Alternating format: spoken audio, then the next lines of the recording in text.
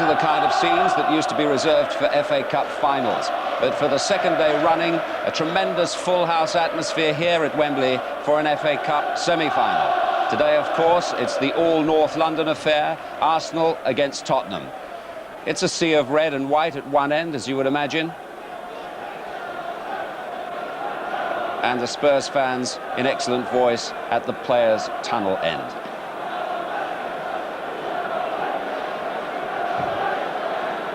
Good morning from Wembley. We're looking forward to another great semi-final here today. And of course, the winners know precisely who they'll play here on May the 15th. Chris Waddle, is he going to have a crack? Oh, he does, and he scores! Anything Paul Gascoigne can do, Chris Waddle can do. Alan Kelly beaten before he touched the ball. Here he is again. He's getting an awful lot of room. And Warhurst tries to get through the back and does!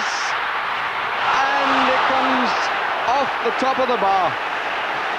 Really ought to have been 2-0.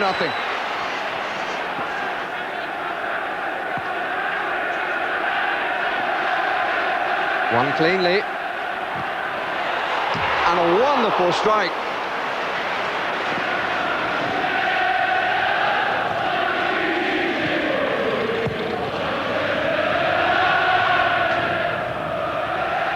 By Hart, I think Gage took his eye off that. Paul Warhurst, good strike! And the follow-up, it came too sharply to Mark Bright. Tremendous effort by Paul Warhurst.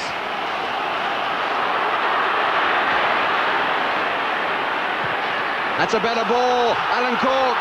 He's got Dean up if he wants, it's going to slide in. Yes, it's 1-1. Chris Waddle trying to get back to deny Alan Cork.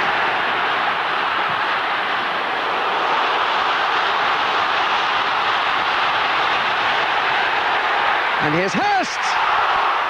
Second time of asking from Kelly. But another chance comes and goes. Bright tries to hold it up for Sheridan, who curls, good save! Lovely play by Sheffield Wednesday. Here's Worthington. And it's loose in front, and Hurst, and an amazing save by Kelly. Absolutely amazing. All Sheffield Wednesday at the start of this extra time. And Bright, oh, and another brilliant save.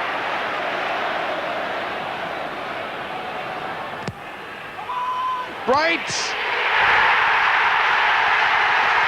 And in the end, the easiest goal you could wish for. Wednesday winning the day here yesterday. Well, there's a sort of feeling of déjà vu here today because, of course, 2 years ago, Arsenal and Spurs met in the first ever Wembley semi-final, and that turned out to be an absolute classic. Maverick's gone forward with Stewart to the right, Lineker and Howells to the left. Is Gascoigne going to have a crack? He is, you know. Oh, I say! Brilliant! Is there anything left from this man to surprise us? That was one of the finest free kicks that this stadium has ever seen. Nice little touch from Gascoigne. Allen was onside, plenty forward. Maverick trying to get there. Smith, it's gone in. Lineker got the final touch. Smith. Feel for offside, it's not. It's curled. Smith! He scored! And Arsenal have got what they desperately needed. Abbots fed it well. Naeem to the left. Samway's ahead. And Lineker uses him by not using him. Good try, scored! And David Seaman will be very disappointed about that. It seemed to go through his fingers. Well, that was 2 years ago. Jimmy and Alan with us today. Hopefully no false starts, gentlemen. Do you think Tottenham can do it again, Jim? Yes, thinking about the Grand National, they've had the perfect preparation. I was listening yesterday, along with a lot of other people, to trainers who were saying how they prepared their horse for that one day, never mind a week. And Spurs' preparation has been uninterrupted. I mean, they've had, their regular league programme, but no real problems. Whereas Arsenal, as we'll learn about in a minute, have had to play more young players. So take, for instance, Naeem, being chosen again. I mean, I wouldn't have liked to have said to Naeem, well, you couldn't you're not going to play today. Yeah. And they've got Barmby sitting there on the touchline. Much better for a manager in that situation than George Graham, who's got to play something of a second-best team. So you're leaning towards Spurs today? Leaning heavily, but you know what semi-finals are like. It's nothing to do with what should happen. What about Arsenal today then, Alan? Well, I think Ian Wright will be a key figure for them. He's in the rich vein of form, especially in the Cup, scoring a lot of goals. His great strength is when it's played over the top, he's onto it quick, he scores a lot of goals that way. The best way to defend against him is to defend deep, don't leave the space. But what Tottenham tend to do is they push up, so that's going to be really interesting, that confrontation. Yeah. If we take a look at the team here, he's got Campbell up front with him today. Well, I think that's why he's preferred Campbell to Smith, because Tottenham like to push up. Campbell, a little bit extra pace. I think that the first 10-15 minutes that Arsenal will be playing it over the top all the time, testing the Tottenham defence out. Good news that Dixon's back for them, because he's important in defence. The only thing that would worry me about Arsenal is what Jimmy said, the inexperience in midfield. Really, Wembley in semi-final, not a place for inexperience. They really want to win this, Arsenal. I mean, obviously teams want to win it when they get to this stage, but I mean, it's so important to them, having slumped really by their standards in the league. Well, the league is important for them, but obviously this is the semi-final of the Cup. It's a derby game as well. They were beaten, as you said, 2 years ago. It's not a place to lose. The semi-final is the worst place in the world to lose, because you're so close to what is probably the ultimate for a professional footballer, and that's the Cup final itself. Yeah. I noticed when we were down on the pitch a little earlier, I mean, you played here a good few times. You said the tension even gets to you walking out now. I can't quite understand just being that. at this place, makes me nervous. I mean, these players have played in big, competitions and unique atmospheres in the world, but this place is absolutely special. It really is. Yeah. So they'll be going through it right now. Yeah. Once they actually get out of the tunnel, that's when the nerves go away. Important though for Dixon to be in that team, Jim, for Arsenal, as Alan was saying. Yes, it is. He takes an awful lot of stick at times, Dixon, and he's an enthusiastic player. He misses the occasional cross here and there, but he's always ready to attack and put pressure on. He's a willing player, one of those that's not looked upon as a star, but nevertheless contributes an awful lot. He holds his place there in the England side. They all look very relaxed, but they'll be nervous. Were you surprised that that Smith's on the bench rather than in the 11, Jim? I think Campbell is an excellent player, and he has got that pace, as Alan said. The problem, for Spurs could be if they push up too much, that either of the front strikers can pop into that. Smith creates things there, doesn't he? Yeah, he does. He's a lovely player to play with. I like players who are easy to play with. I mean, Alan and I were having that argument. He doesn't look too happy about Hughes. it, does he? No. He's always got that serious pace. But if you're in a position, he will give you the ball. First time, off his head or off his foot. Yeah, he holds up player. very well for them, and he brings people into it. Yeah. Oh, they've arrived at last, the Spurs team. Well, they were probably listening to a few words from Terry, as we have to do from time to time. It takes a long time for him to get it out on occasions. But I think the surface will suit Tottenham's passing game as well. I mean, they've got the players in the middle of the park that can pass it, they can give it and move. There's Naeem, who's played such a vital part in the cup run, hasn't he? He's would you like to actually face him and say, well, thank you for the hat-trick? Well, it wasn't difficult to leave him out. Yeah. I'd agree with that.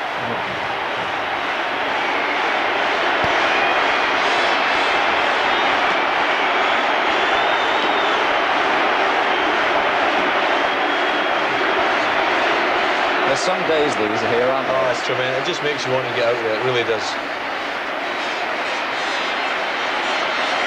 And the nerves will be leaving them. Anderton, how will he play today, do you think? I mean, he's come good in the last few months.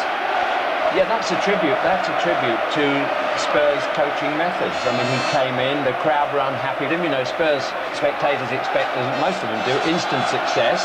Paid a lot of money for him. Why isn't he winning the matches? But they've carefully, allowed him to progress, pulled him out here, popped him in there. But the one thing Terry was telling me about him was his amazing stamina. He wins all the cross countries, even over more older and more experienced players, without trying. So that's a great asset for a professional player. And of course, he played well in the semi-final last year against Liverpool, didn't he, for Portsmouth? So he's had the experience of it. I've got a sort of hunch that we might see another extra time one today. I don't know. It's very close to call, actually. Yeah. There's not much between the two sides. OK, gentlemen, we're all set for the second semi-final. Who's going to play Sheffield Wednesday in the final? Let's join our match commentators now, Trevor Brooking and John Motson.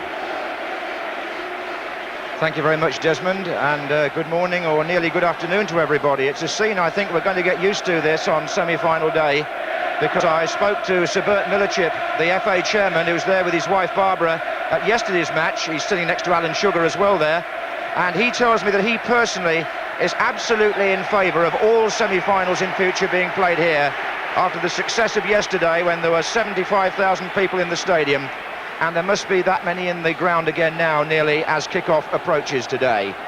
So in fairness to spectators who want to see these games, I think it's getting to the stage now where Wembley is realistically the only venue.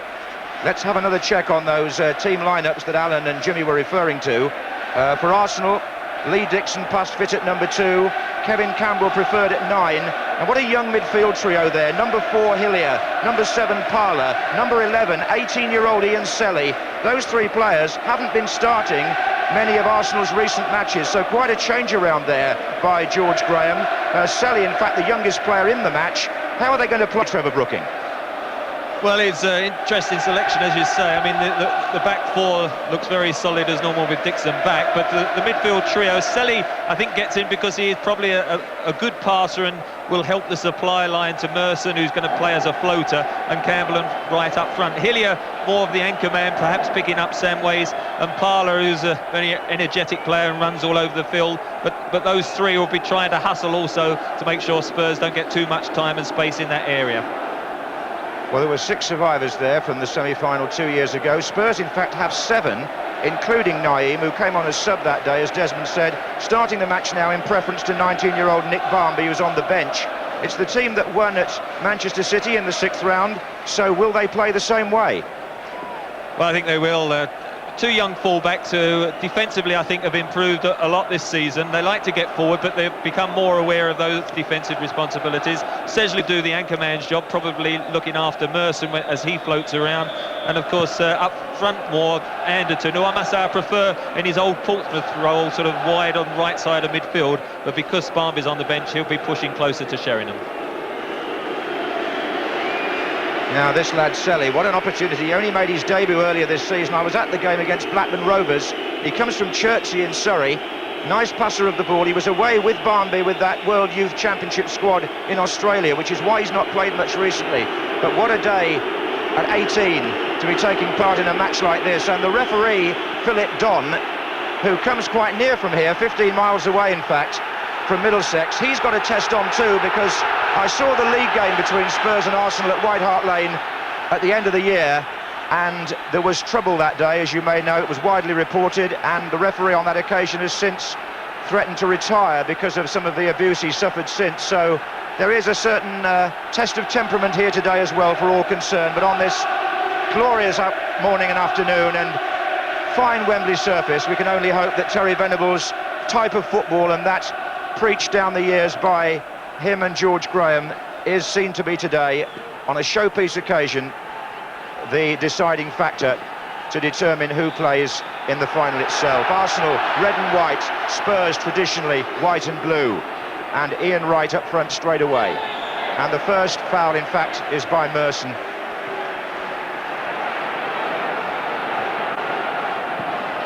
Well, can we possibly hope for the sort of start we had yesterday?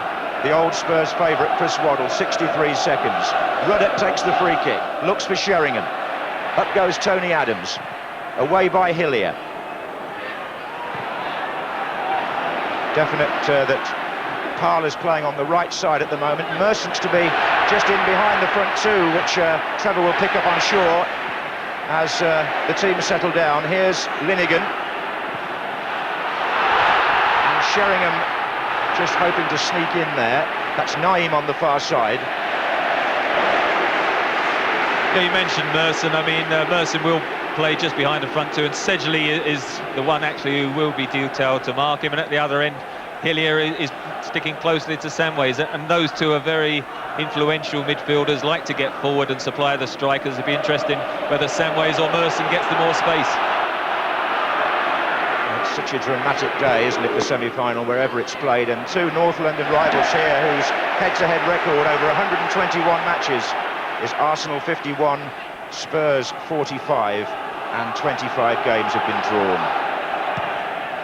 Winterburn. Campbell looks for right, the back heel didn't find Campbell.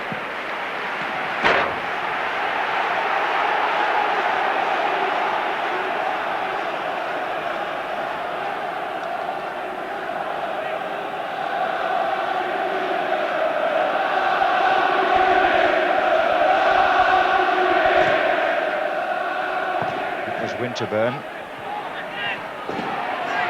Right, took a challenge there from Sedgley. Ian Wright goes down in pain. And on comes the Arsenal physiotherapist, Gary Lewin. Steve Sedgley was the man who fouled him here. Wright gets the ball down and then tries to backheel it seems, Trevor. Well, he just tried to drag it away from Sedgley and he caught his standing foot. I don't think it'd be too bad. But I mean, in the first few minutes, won't be too much of a surprise if we get one or two free kicks as the early skirmishes go on.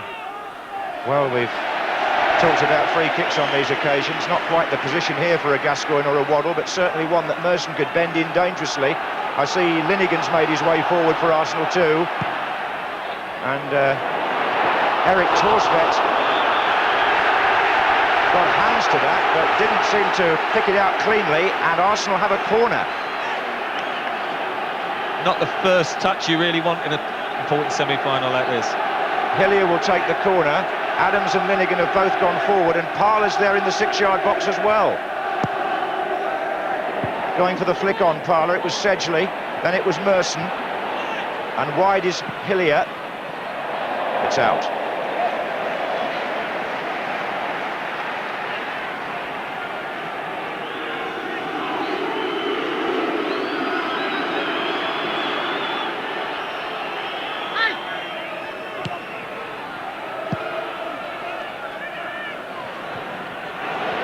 Darren Anderson with the header, now it's Selly. Not a bad ball either. Forward early for Campbell. And it took two Tottenham defenders to thwart Campbell. Good ball in from Selly though, just a good touch. He just floated it into space, and that's what he's going to be in the side for, to give the service for Campbell and Wright. Alan Hansen mentioned it before, to turn the Spurs defence around, and he just clipped it into space well. Beautiful day now, the sun's shining on this North London occasion, but I'm sure it's being eagerly watched elsewhere too. This is Winterburn.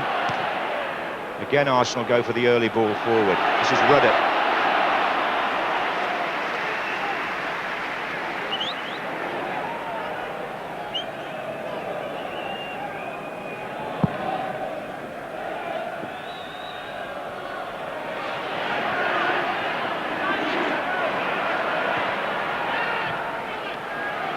Linnigan. Now Lee Dixon, whose fitness was confirmed this morning. It must be something of a gamble. He came back on crutches from Turkey. Here's Parler up against Justin Edinburgh.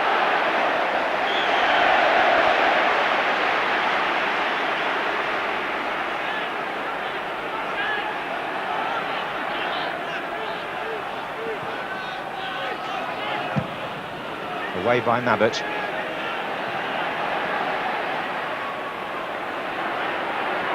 David Seaman, who will be determined to do well today. Here's Anderton. They all are, but Seaman for special reasons. Anderton, Sheringham! And indeed, every goalkeeper likes to get a good early save in. And Seaman, after what happened to him at the hands of Gascoigne and Lineker, saw that Anderton was shaping there for the first real shot from Tottenham. Sheringham had the final effort, but the two up front combined well. Very positive play by Anderton, wasn't it? Went at three defenders, had good awareness to know Sheringham was holding the 18-yard box, and hit it well enough, but Seaman made a comfortable save. He then appealed for the offside, didn't he? Sheringham got caught for offside just then, and I thought the linesman did very well earlier not to flag, because Sheringham was coming back onside when Anderton picked up that original possession. Notice Philip Don there, just quietening down a couple of players who'd clashed further upfield as the free kick is taken. Had a word with Tony Adams, in fact. Here's Dixon. This is Campbell. And now it's Samways for Tottenham, pursued by Hillier. Goal kick. Just a couple of slips, wasn't there, just in Edinburgh when we had quite a bit of rain in London, and so the surface will be a bit more slippery than it was in the first semi-final yesterday.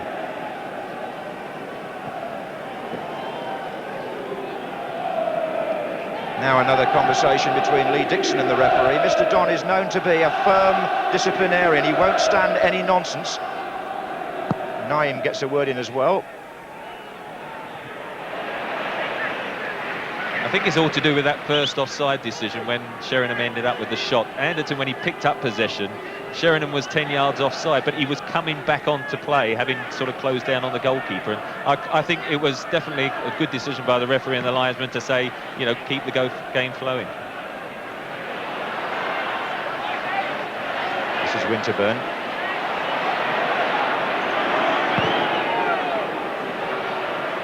Header was by Parler, wearing number 7. That was Dean Austin. And Ian Wright moving through the inside left position, but Paul Allen tackling back.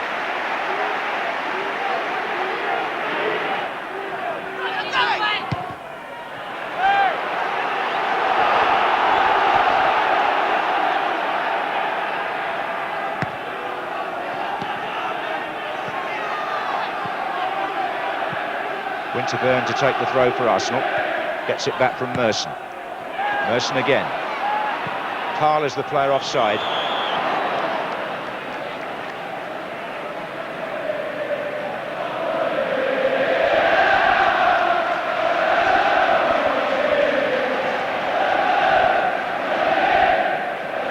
As the Arsenal fans hoping now to see 2 cup finals here between Arsenal and Sheffield Wednesday. Whereas the Spurs supporters hoping their team can extend their FA Cup success record. They've won it 8 times, nobody else has.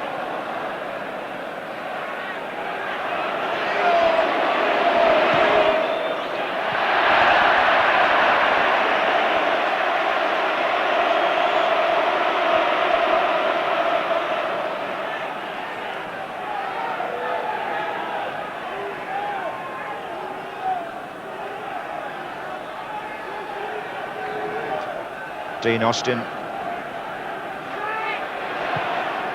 Away by Selly. There's Campbell, challenged by Mabbott. Bit of a tangle there between 4 players. Foot up by somebody.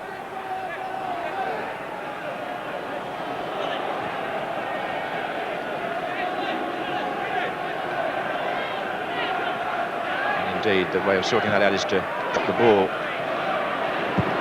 Austin.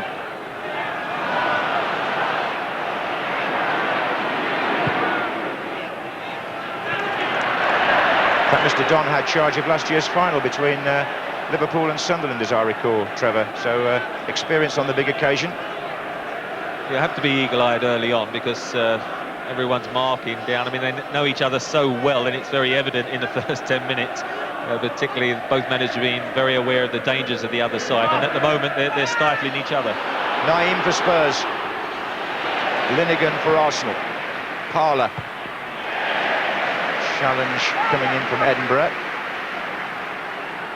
Yes, the one thing Arsenal were determined not to let happen today was the poor start they got off to 2 years ago. Tottenham caught them absolutely cold and were 2 up in 11 minutes. Well, we're coming up to that mark now, and it hasn't happened today.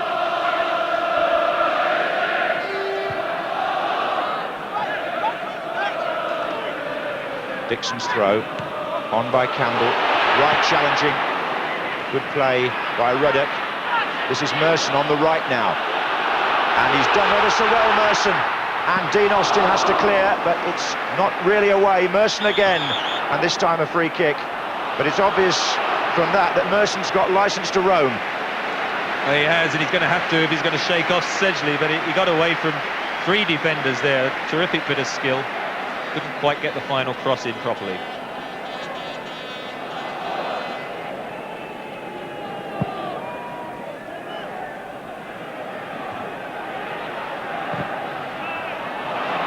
just wonder what the thinking was between George Graham and Terry Venables about where to sit today.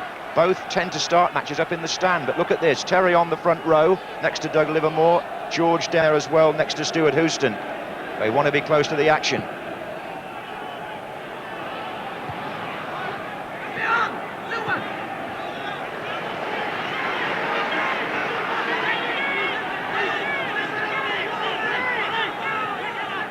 We still seem to talk about Terry as the manager. Of course, he's the chief executive, and he's taken something of a backseat behind Messrs Livermore and Clements. Here's Sedgley. And here's Parler. And Campbell's out to the right. Ian Wright is in the middle. And Parler tries to charge through. It's come to Campbell anyway. Taking on Edinburgh. Campbell's cross. Oh, important interception. Dean Austin again. That's twice. Having to come right across from right back to cover a dangerous break there by Arsenal. Anderton. Allen. Now Austin further forward.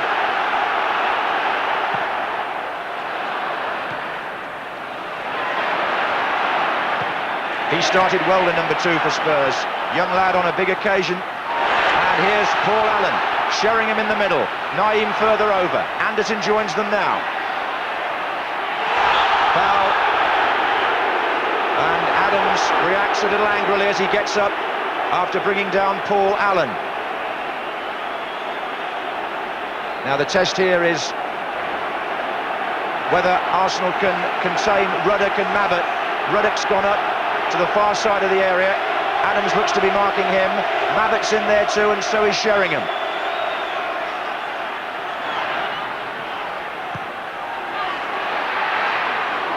It's off Linnigan, in fact.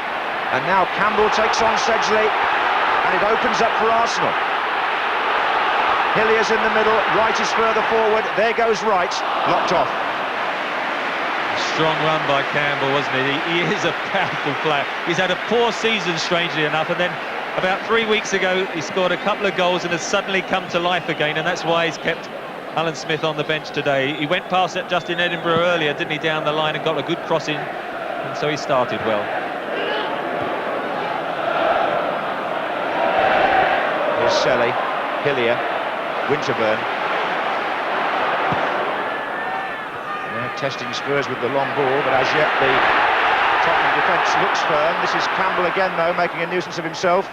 Merson tries to get Winterburn in. Wright and Parler are waiting in the middle, and the clearance is by Mabbutt. Corner to Arsenal.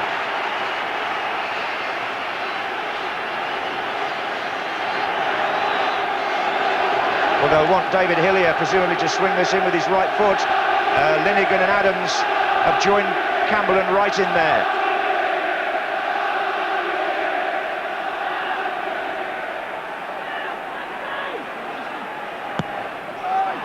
Not a good corner by Hillier. They look awful, those near-post corners, when they get the delivery wrong, don't they, Trevor?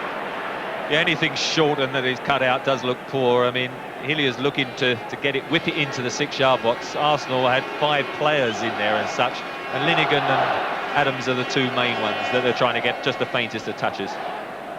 It'd be nice to see somebody produce a different sort of corner one of these days. It seems to have been with us since the Arc, the near post ball.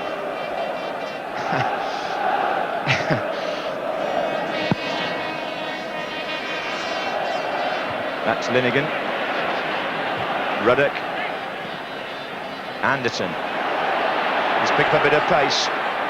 Samway's in behind him, but Arsenal closing ranks. It's Hillier's through ball. Campbell's away. Torsved out.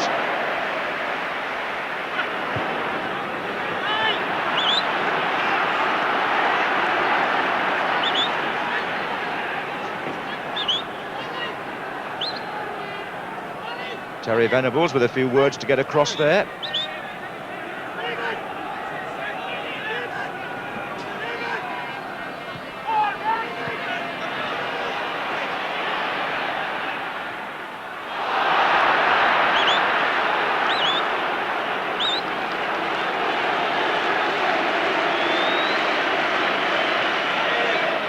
Recent form of the two teams, very, very good. Spurs have had 8 wins and 2 draws in their last 11 games. Arsenal have been beaten only once in their last 10 in League and Cup. And here's a man who's never lost at Wembley, Eric Torsvet, 4 appearances.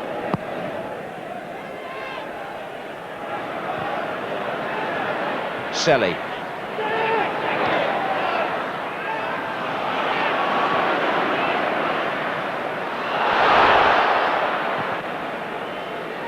This is right. Nice touch, Parler.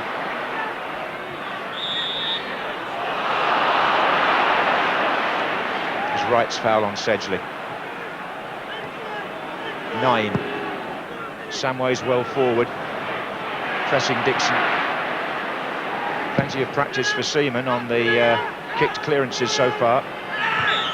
Bit of a show again by Wright, this time on Ruddock. He's not going to have much joy 1 against 1, so he's trying to give him a little nudge as he goes up, but the referee's spotted each occasions up to now.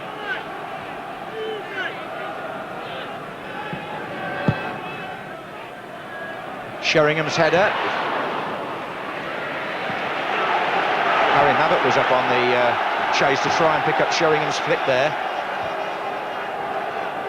Now he's got to go back to his defensive responsibilities.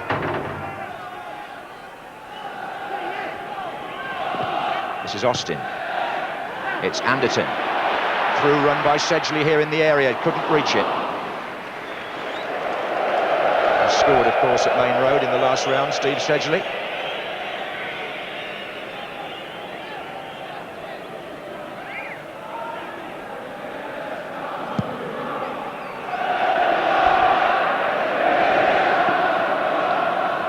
It's Edinburgh to Naeem.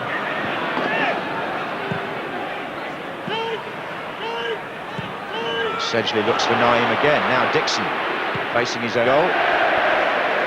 I think Arsenal have had the edge in the opening spell. It's interesting, Terry Venables just made a slight tactical switch. He decided to put Anderton out wide on the right and put Paul Allen in alongside Steve Sedgley, give him a little bit more bite in that midfield and leave Sheringham a bit isolated up front with Samways getting closer to him, and it might help Samways lose his marker Hillier.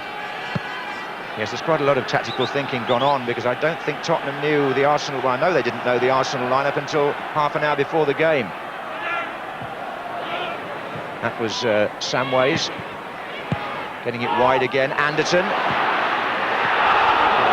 was appeal for handball there by Spurs, was it?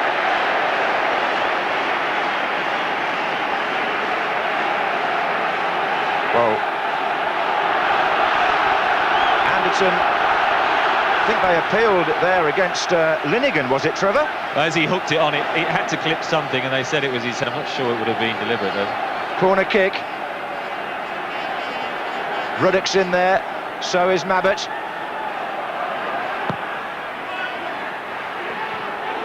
And they're appealing again, Tottenham. Again, they're hoping for a handball decision, but play goes on with Austin Hall. It might go on with Merson. Anderton, foul by Merson.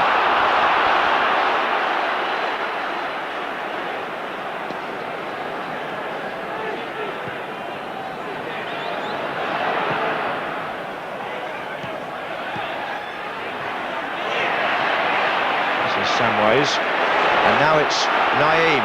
Edinburgh's well forward as well.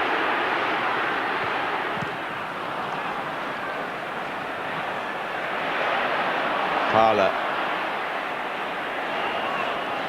Well, a few scares, a few threats, but nothing so far to disturb the Sunday lunchtime atmosphere. Weather perfect, fans in good voice.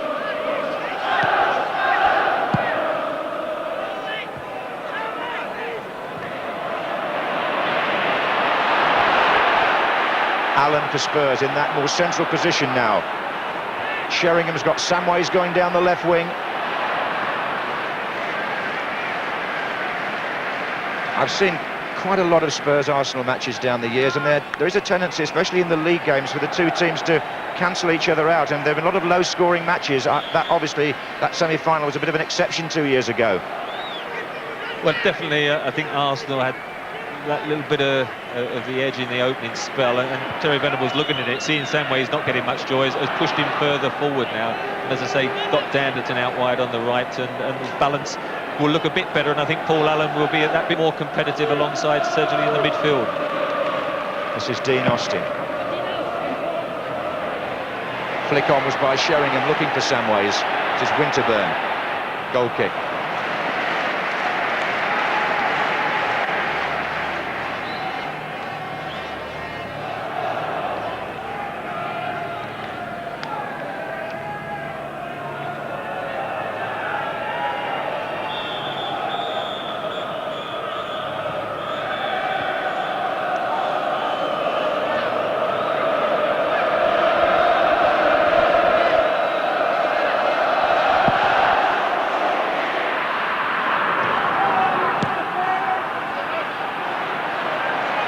Adams, Merson, Dixon, Ruddock.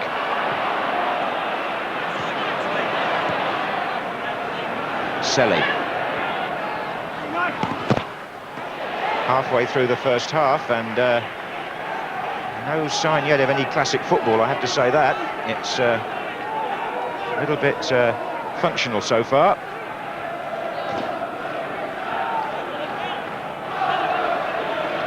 Few plaintive faces.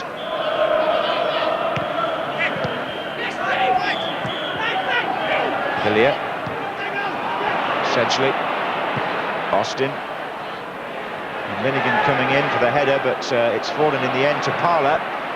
This is Campbell, Mabbott stretching, Naeem.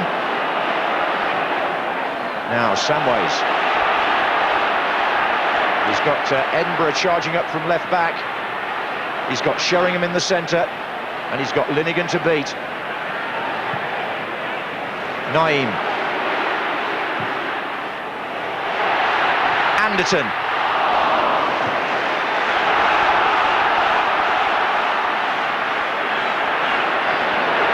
Winterburn looking up to see where right is. This is Campbell.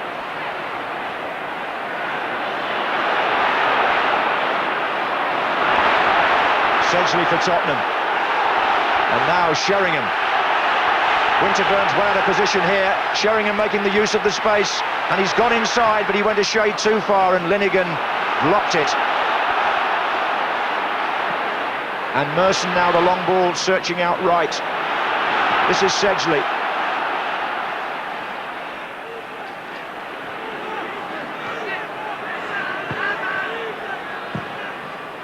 It's a bit of a chess match, Trevor, isn't it? It needs somebody to move out of position, as Winterburn did then when Sheringham got in, to change the predictable pattern of play.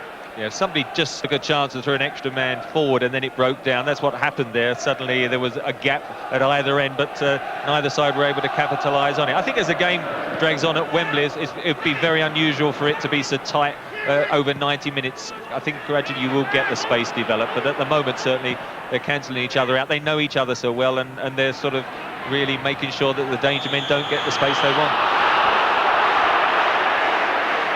Ian Wright's been penalised by the referee, and there's certainly no risks being taken in this opening half hour.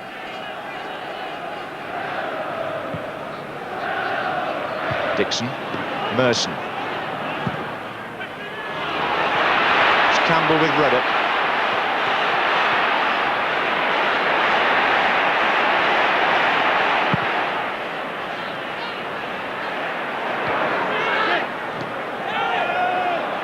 Samways.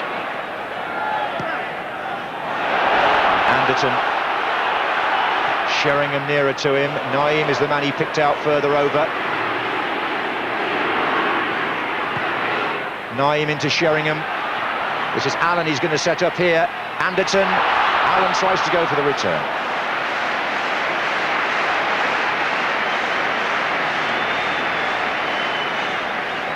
A little bit of crisp Tottenham football, which they know so well.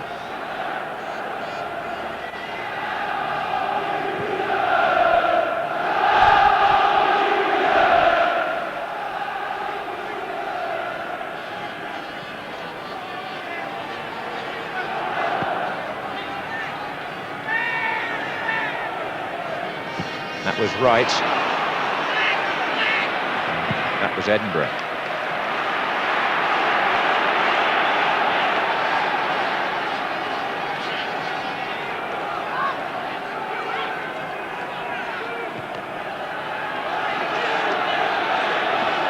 And Adams has gone forward, marked by Sheringham here.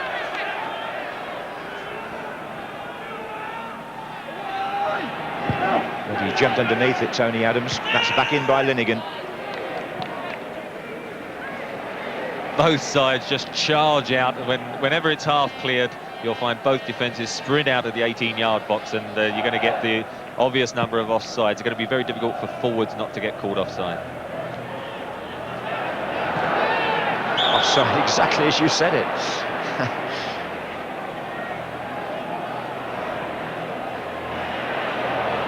Well, I hope it gets a little bit better than this. I have to say that after 27 minutes, it's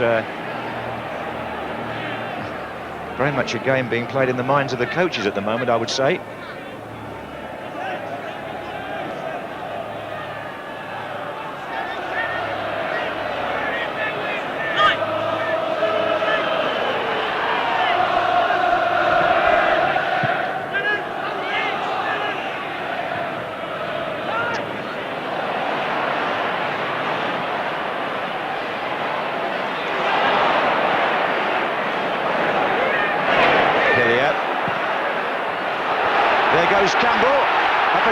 He got half a shot on it. Terrific ball from Hillier there. The sort of pass I would have thought they've been trying to get Wright on, but it's been 2 or 3 occasions Kevin Campbell rather than Wright.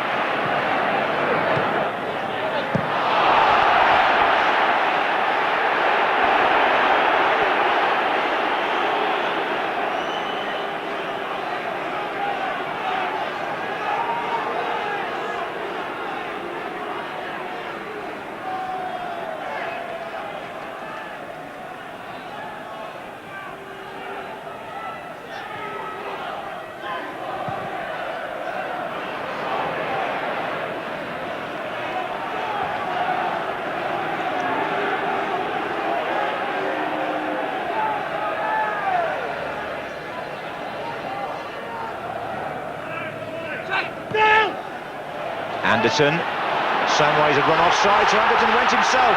Good decision by the number 9, and then Linnigan challenged him. No foul given, it's a corner. Spurs surround Mr. Don. Sheringham and Nye up to him immediately to appeal. Sedgley as well. They felt it was a foul on Anderton by Linnigan. Trevor. It was a foul, he didn't get the ball. Anderton turned it past him. The referee looked at the linesman who was right next to the 2 players. He didn't flag, so he didn't give the decision. Well, suddenly the semi-final comes to life with a controversial moment. Darren Anderton, the man allegedly brought down, takes the corner kick. Ruddock's in there again.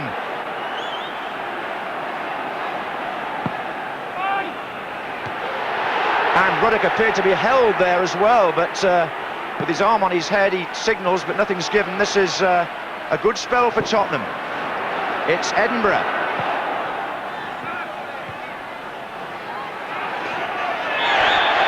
What I'd like to know is, was it inside the area when the impact was first made on Anderton? And someone's spoken about it too much here. Tottenham are in trouble with the referee. 2 decisions didn't go their way, and somebody has said too much. I suspect it's Sedgley. And the Arsenal players are doing some pointing as well.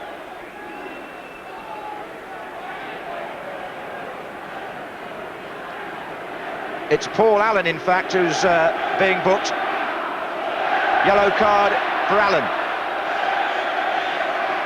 Now, Anderton was away. The defender was Andy Linnigan, and he comes in here. Now, what I'd like to know, it's a foul, Trevor Brookings says, but was the impact on the other side of the line? Would it have been a penalty, or would it have been a free kick? It was definitely a foul. That's the only argument, whether it was inside the box or not. The amazing thing was the linesman, in all honesty, was right up with play and didn't give it. And so the referee looked across and decided that it could only have been a corner. But I can understand Spurs being very frustrated. My only query was whether it was inside the box.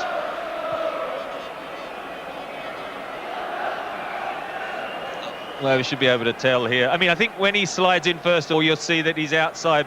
But as he actually makes contact, I'd have said perhaps just outside the 18-yard box. That was my query to start with. I would say that would have had to have been a free kick, Trevor, really, not a penalty, in fairness to Arsenal. But I do agree with you, it was a foul.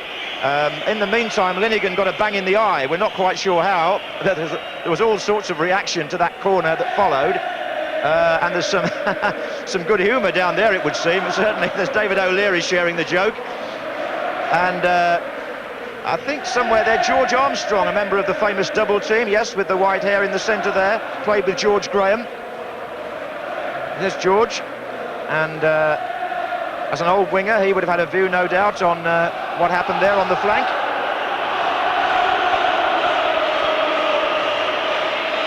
Well, certainly with 32 minutes gone, that incident is the one that the crowd will be talking about most, and the reason that laughter was going on, I've got a feeling there's a television monitor down there in the tunnel, and that the two managers can actually see the replays. So I wonder whether their view was that of Trevor Brooking and myself. Certainly in the aftermath, a bad cut on the eye for Linnigan.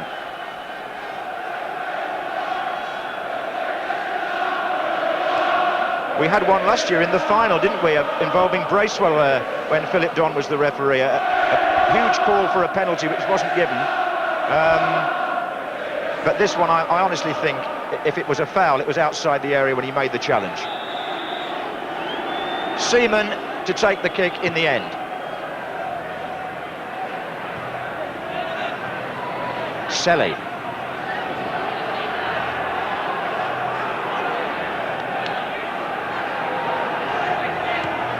This is Campbell. Now it's Hillier.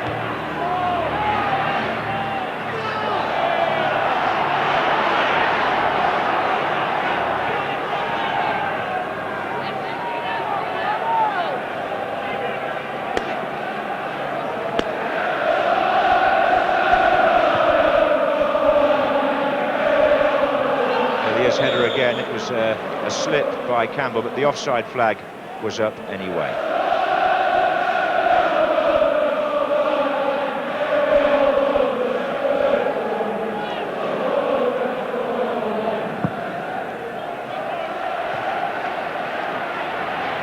Here's Merson.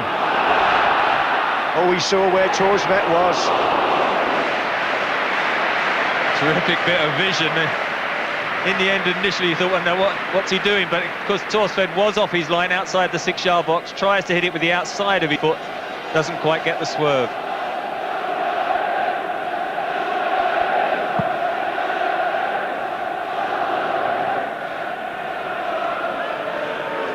Well, he's got Naeem and Samways on that side now, just in Edinburgh to help him get the ball forward.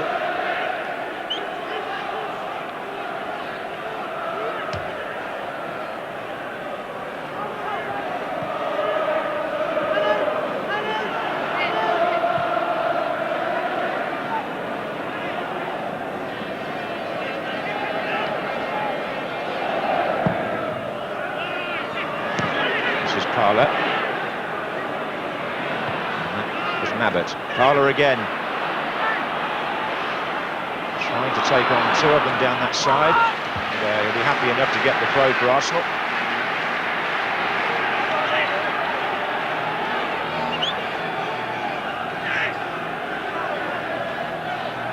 If you've joined the match late, 35 minutes gone at Wembley. It's Arsenal 0, Spurs 0, and one appeal for a penalty, but not too many shots and saves up to now.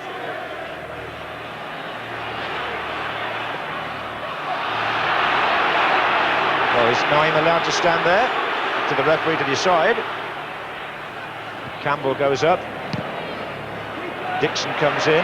Torsvet comes out. Needs some help from Anderton.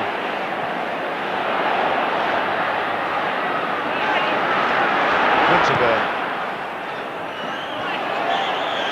A couple of crosses seem to have deceived Torsvet very slightly. Had that first deep one, didn't he, from Merson from the free kick that just went out for a corner, slipping off his hand, and that one was an up and under hanger. Both occasions, though, hasn't had pay for the fact he hasn't quite held on to it.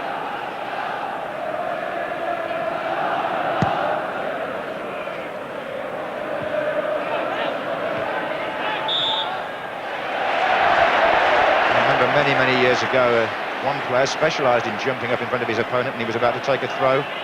An old Bournemouth player, I think, called Norris. And it caused a lot of confusion at the time as to whether it was within the laws. Anyway, here's Samways, and this is Anderton. Austin spreads the play. Ruddock is still forward, gets a touch on it. Mabbutt. Wide again to Naeem. And still Ruddock is in there. And there he is, Ruddock!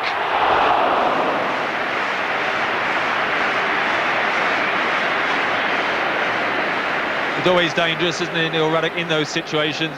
Good cross. He gets a running jump, whereas Linegan's had to backpedal and stand. Didn't quite have the power to ever feel it was going to beat Seaman.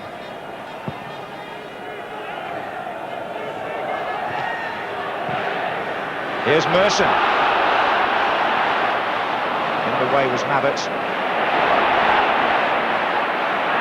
And this is Sheringham. Things are really brightening him up now. And Adams gets mixed up here. And there's a real danger. And it was Vinnie Samways. And Seaman scrambled back. And Adams will be so relieved. Samways was clean through for Spurs. Well, that was nearly an unbelievable calamity, wasn't it? First of all, Tony Adams missed kicks barely on his left foot. I must say, I thought Vinnie Samways might have done better. And then secondly, David Seaman, it slipped through his hands, but was always going to trickle wide. Well, we've had an exciting 7 or 8 minutes now, haven't we? It's as if the game is opening up, and there's a foul on Harler by Edinburgh.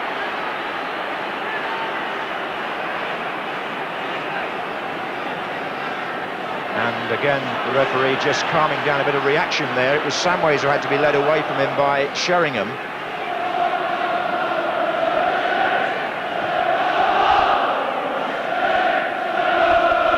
Now then, Arsenal with a free kick. Linegan has gone forward. To be taken by Dixon.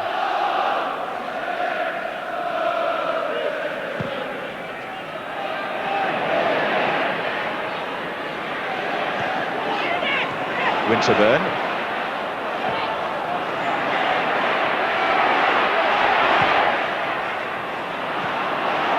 Austin.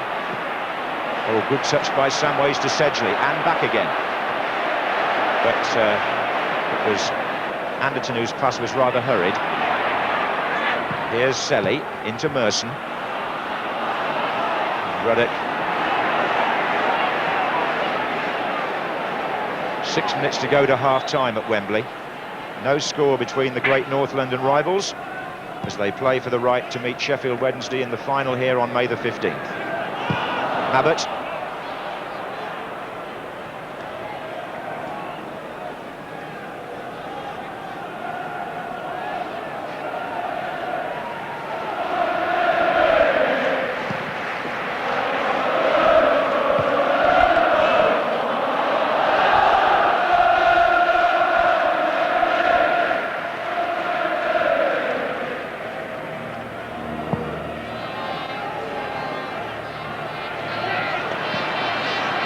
Edinburgh. Naeem. Sheringham trying to box Linegan, and in doing so he gets a free kick. And I think Mr. Don sees that as gamesmanship by Linegan, the way he blocked his man, and he's going to get a yellow card for it. Linegan's appealing that he felt Sheringham had backed into him, but once he had rode the tackle that he tried to pinch in front of him, then he had to bring him down, stop him getting away, and so 1 card apiece. Yes, Linegan joins Allen in the referee's notebook. Here's Sheringham. Edinburgh. Right across, and nobody able to lay claim to it for Spurs then, but they might now. It's Allen. Anderton on this wing. Tries to win the corner off Winterburn, who was too wise to it, but he needs help now.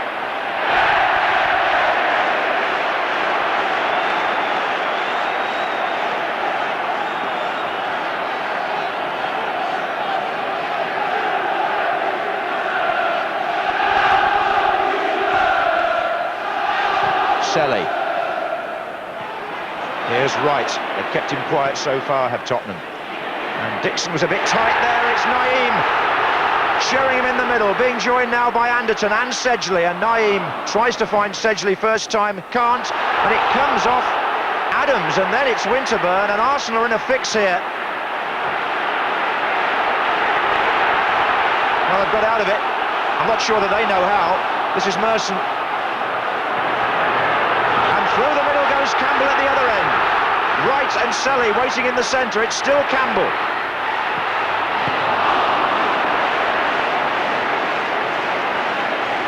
Two little flutters at either end, weren't there?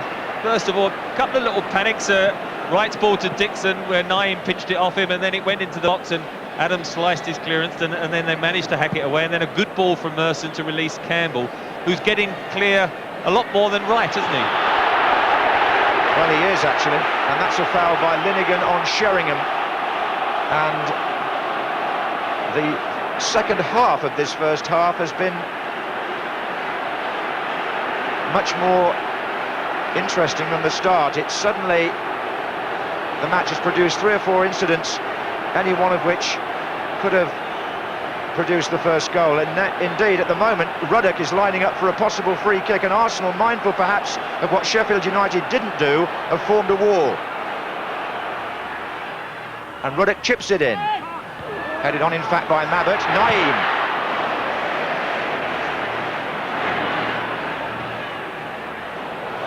Austin for Tottenham. Good play by the fullback, going alone. And Adams steps in. And now Sheringham, as Spurs show some freedom of expression. And Sheringham gets Austin in. And Winterburn steps across him. And Austin wins it back. And here's Anderton. And again it's Winterburn. Thrilling play there by Spurs. Austin right at the heart of it from right back. And in the end it's a corner, which will bring Ruddock forward again.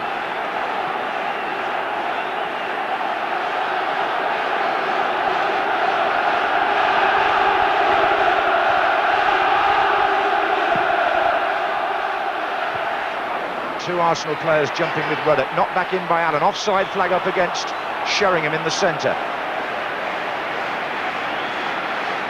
1 or 2 little panics in the Arsenal defence over the last 10 minutes. I mean, I think for the first 20 minutes or so, Arsenal just had the edge. Then, since the tactical switch, moving Anderson wide and Paul Allen in alongside Silly, Spurs have got that little bit better. And Arsenal just had 1 or 2 hiccups, 1 or 2 miskicks in critical areas, but they haven't proved as costly as they might have done on another day.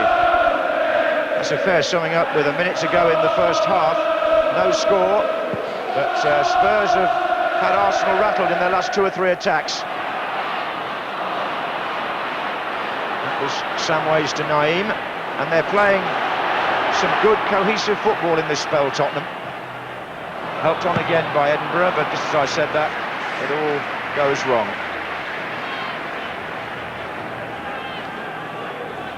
Fans enjoying the sunshine and watching what has now become a very tight semi-final.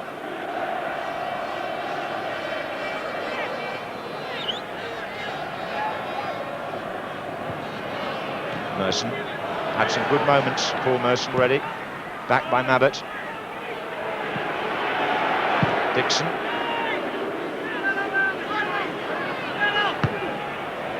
And again. Selly. Oh. It was well played by Paul Allen. This is Samways, and now it's Sedgley on his left. He'll want it there, couldn't pull it back.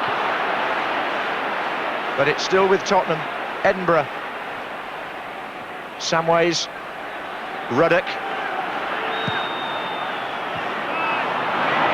Well, Arsenal will be pleased to cross the halfway line and try and bring Campbell and Wright into the game. They've been out of it for the last 10 or 15 minutes.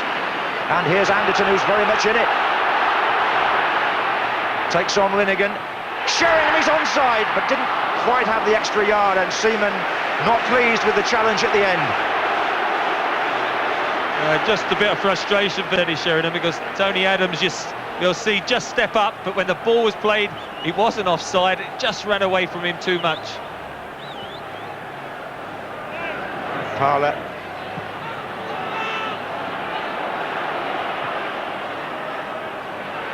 Sheringham looks for Samways, and Adams goes in. And it's going to come out to Naeem. This period of the game very much Tottenham's.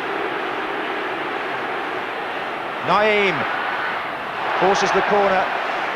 Oh, and Dixon makes contact with Naeem in some sort of aggressive fashion, and I don't quite know why he had to do that. The referee has no choice but to take action, in my view, there. Dixon accused Naeem of diving, did he, Trevor? No, definitely, that's what the problem was. Naeem did a step over, went to the line. Dixon definitely got the ball. Naeem did go over, and Dixon got up very angrily that he should be trying to look for a penalty, having made a good contact on the tackle, and then Dixon foolishly chested him and shoved him, and that's why they both ended up in the card. They've both got the card, so not much good has come out of that incident for either player. Yellow cards for Naeem and Dixon, bringing the total so far in this semi-final to 4.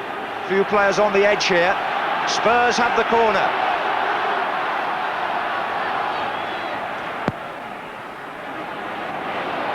That's Linnigan away.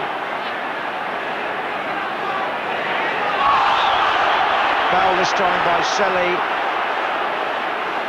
on Allen. Well, Tottenham won't want the half to end. Arsenal will. I think probably the referee will as well. Well, I'm not altogether surprised. It was going to be a testing game. It's injury time, third minute in fact of stoppage time, so we wait for this free kick to be taken by Vinnie Samways, or is it going to be Anderton?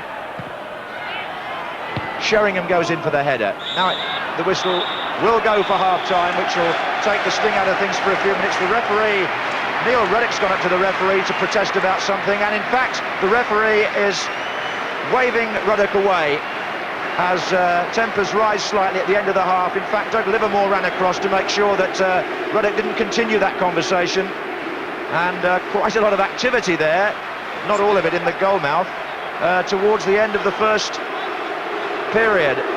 No score here, but there have been 4 bookings. There's been 1 penalty appeal, and there was a very good spell for Tottenham in the last. Ray Clements having a word there with the referee, and not a particularly pleasant one, I don't think.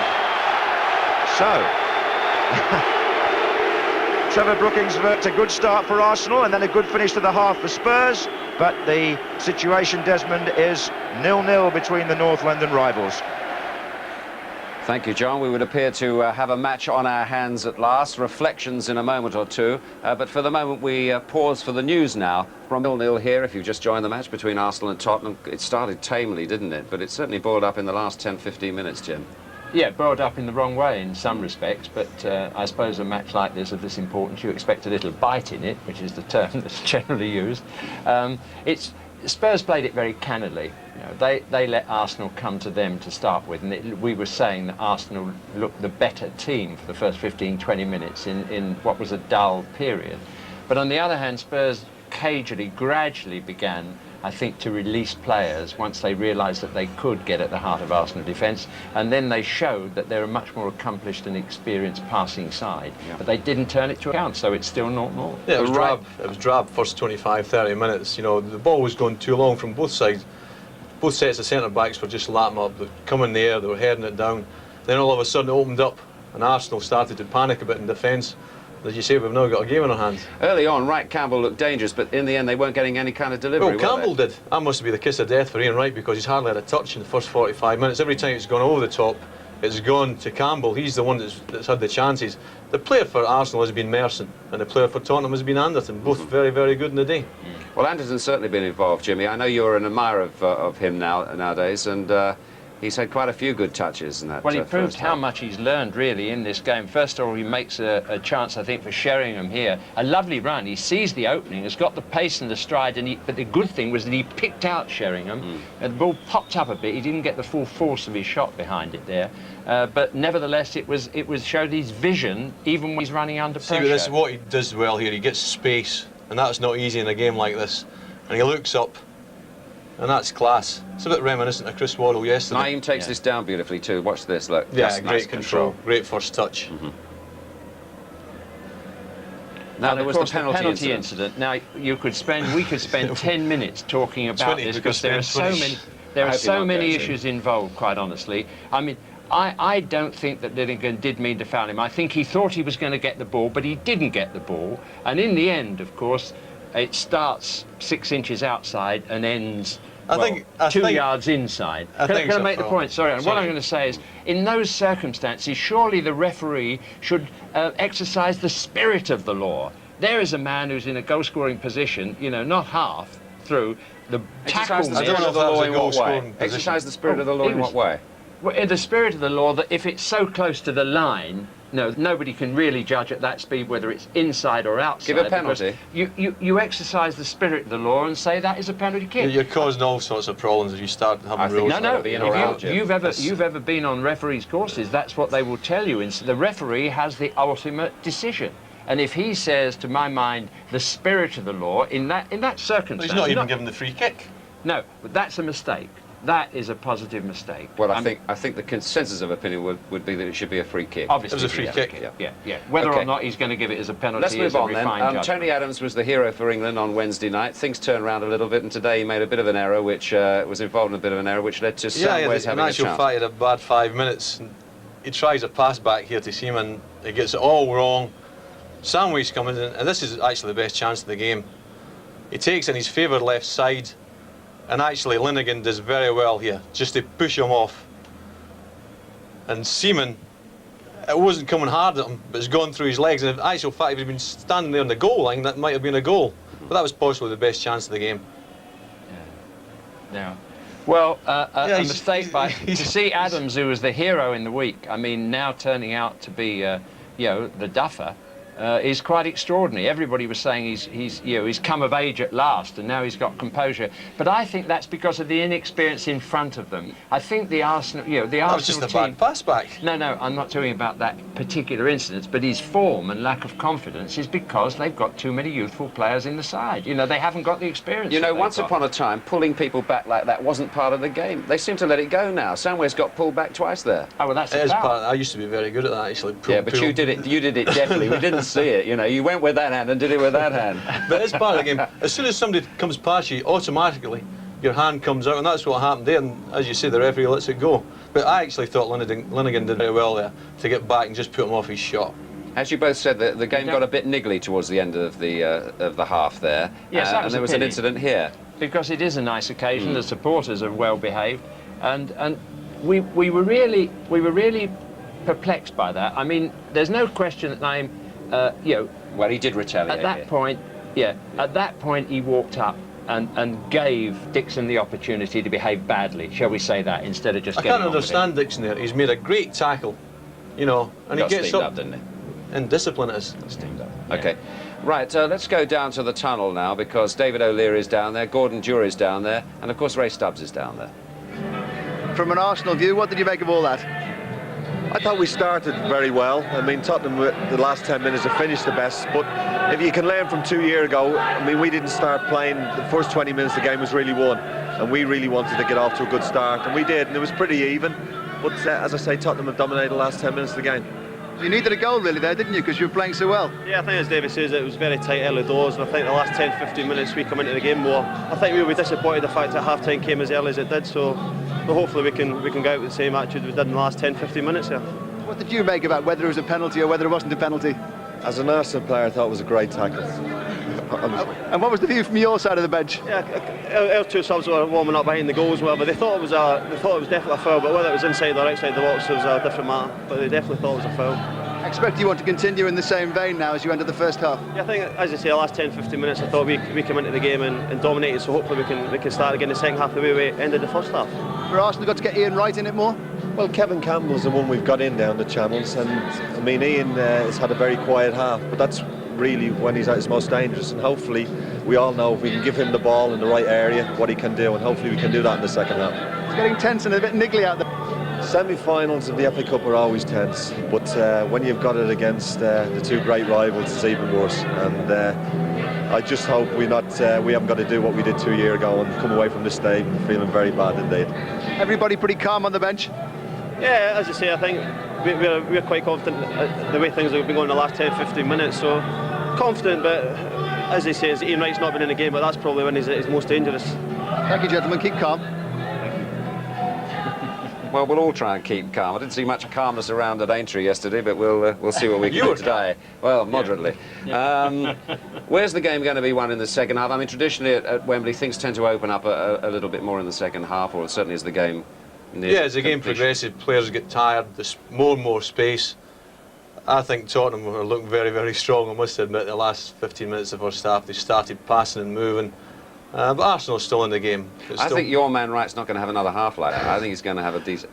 What do you think? I mean, well, David O'Leary makes the right point. He's dangerous when he's quiet. It just needs one pass to find him out. I still feel that Arsenal are passing it too long. If you can, pass it 15, 20 yards to him, then use his pace. But if it's coming 40 or 50 yards, Mabit and Rudder could just lamp it up. Of course, he's got Barmby up his sleeve, Tottenham. Yes, he has, and the centre of Arsenal's defence at the moment is tending to be weak. I mean, there is a difference with Linegan alongside Adams than Walker, because Adams is the big, strong one, and Walker is the pacey one. That's a good balance for England, whereas for Arsenal, it doesn't look a good balance as central defence. And Spurs have got the experience, and as we saw yesterday with Wednesday, when there becomes more space in the second half, the point that Alan's made, the team that is most superior and most experienced and can put passes together will take the game over. And that should be Spurs. But as I say, it's a semi-final. Right, could change anything. We just hope it doesn't get too niggly in the second half. Yeah, sure. It doesn't boil over. I still think we'll have extra time again. I don't know. Anyway, let's enjoy what we have to come with Trevor and John. Thanks, Desmond. Just an interesting point on the fixture list, of which George Graham one is so critical at the moment, owing to the number of games that are happening to be squeezed in. But Arsenal and Tottenham were due to meet in the league yesterday at Highbury, and that match has now been put back to Tuesday the 11th of May, which will be 4 days before the FA Cup final. So whoever gets through is going to have to play in Cup final week, and I think twice the week before, or 3 times the week before, and I'm feeling that Sheffield Wednesday have the same problem. So once again we come to the end of a very crowded season, and the fans being asked to pay for more and more matches, and one hopes that the quality can survive the quantity. I've got my doubts sometimes, but there you are. However, there's nothing to replace an FA Cup semi-final, is there? And here we are at 0-0, starting the second half, with Spurs now playing from the right. That's Sheringham, and this is Paul Allen. And 1 or 2 players having to watch themselves now, 4 on a yellow card. This is Austin, who I thought had a very good first half for Tottenham. Adams finds Parler, taken out by Sedgley.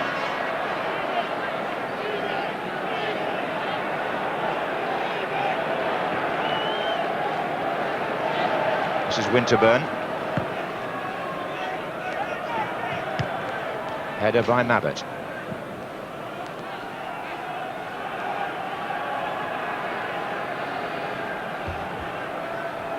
Just in case you didn't catch the substitutes' names today, Alan Smith and Steve Morrow on the bench for Arsenal, Nick Barmby and Gudni Bergson standing by for Spurs, who are now defending against Wright. He tries to find Campbell. There's Anderson getting back. Would you see any change in tactics, Trevor, at the start of the second half? No, it's all the same as it finished, with Anderton wide and Paul Allen alongside Sedgley some ways further forward. Arsenal sticking to the same formation. I mean, the 2 alternatives, Smith and Barmby, are the 2 that always could come on if somebody's looking to add a little bit more of an attacking sort of balance to their side. But while it's 0-0, I think both managers will be a bit cagey of making any changes too early. That was Selly.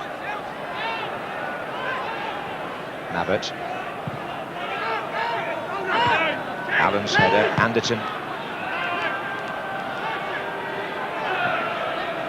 Merson's touch, and Samway's interception.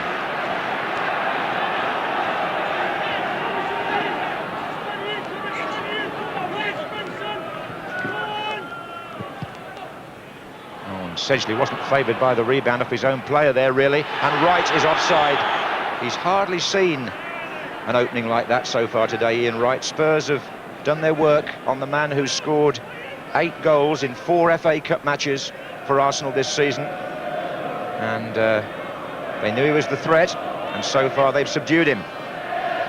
But Spurs now have an injury on the far side, and I think it's Steve Sedgley who got a bit caught up there in a tight area and may have been caught by Ian Selly.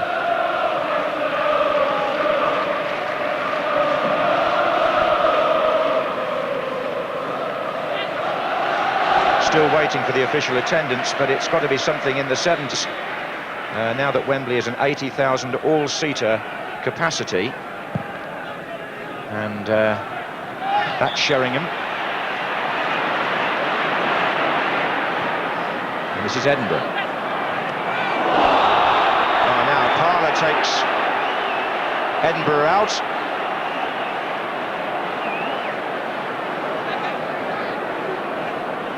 What did you make of that one? Not a lot, because it's a wild challenge. Look, thigh high. I mean, I personally think that's a yellow card offence. I think it was on the blind side of the referee, so I don't think he would have seen quite how bad it was. But I mean, Edinburgh got past him, and there's no excuse for a tackle that high. Well, it's caused more conversation between Mr. Don and Tottenham players. Sedgley and Samways both speaking to the referee as of this moment.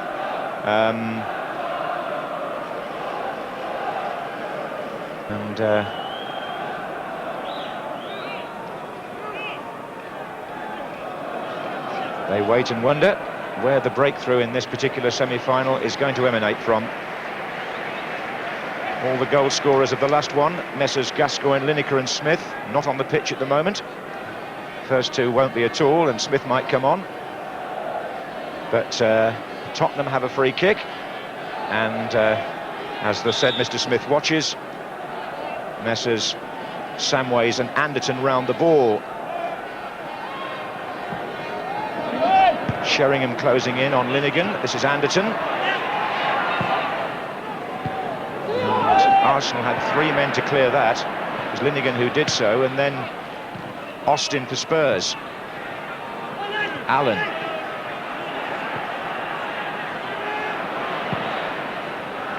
Oh, it's a good ball. Vinny Sallies to Naeem. Really stretched the play, and it stretched Arsenal a bit. This is Anderton. He'll try and stretch them more here. Mabbutt's up on the far side. Had space, and intelligent play by Gary Mabbutt. That wasn't a free kick or a corner, and the centre-back made it his business, with Anderton providing the cross to get into a dangerous position. It was all set up by that original ball from Samways, wasn't it? Most people expecting Mabbutt to head it back across, and so they gave him 3 or 4 vital yards, but he couldn't quite keep his half volley down. That was a glorious crossfield ball by Vincent Samways, which completely changed the point of the attack.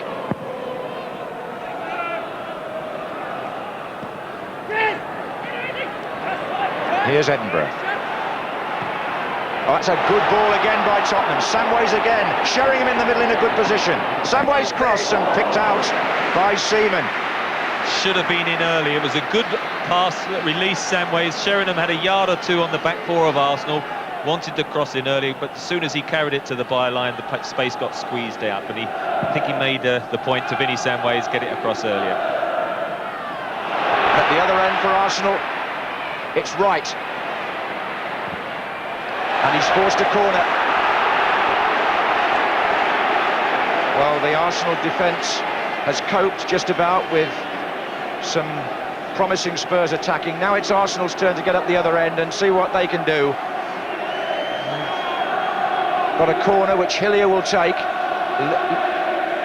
Linnigan with 4 stitches has come up to try and get the header.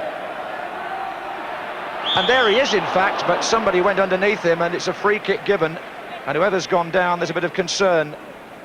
As there always is when a player gets a bang on the head. It may indeed be Gary Mabbutt. And that doesn't look very good. He went down in the original foul, and so was on the floor, and you'll see Andy Linnigan actually treads on him then as he comes through. See, as the cross comes over, he's shoved over, and then of course Linnigan lands on him with his foot and studs, and that's what's caused the problem. Well, he's something of a modern medical miracle anyway, Gary Mabbutt. He's well publicised as being a diabetic and has to give himself injections in the dressing room before the game and at half-time. And He's been concussed there, and the man who may have just caught him accidentally at the end, Andy Linnigan himself, has had 5 stitches in a head wound during the half-time interval, but both those number 5s are warriors in the best sense of the word, football-wise, and they're going to carry on. And while that was happening, I've had the crowd figure confirmed of 76,263. That's a few more than were here yesterday. Not quite as many as 2 years ago, but it's the old story. Only Wembley could hold that size crowd for a semi-final. So why deprive people by going elsewhere? Here's Merson. Push.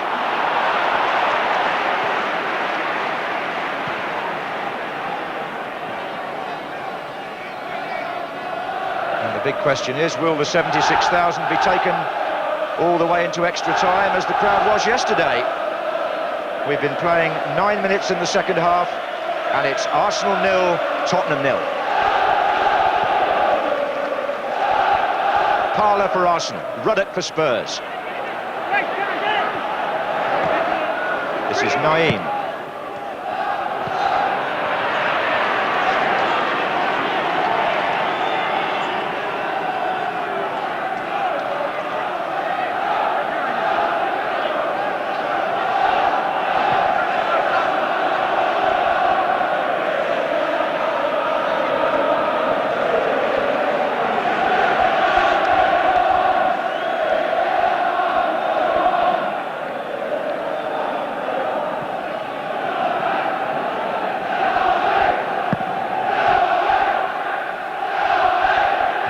With Parlour, it's been a good battle on that side, or this side. Samways. Naeem. Edinburgh's continued his run down the left. Sheringham's moved into the centre for Tottenham. That's who Samways is trying to pick out. It was offside, but a lovely ball nevertheless, wasn't it? He has got a terrific weight of pass, Vinny Samways, and it just sits in that little hole now. Since he's been pushed up, he has lost Hillier. First 20-25 minutes, he wasn't in the game, and the tactical switch has definitely given him more freedom, and he can put that left foot and use it, use the ball wherever he wants to put it. Edinburgh's header, Merson for Arsenal. It's Ruddock underneath it. That was out. It's a throw.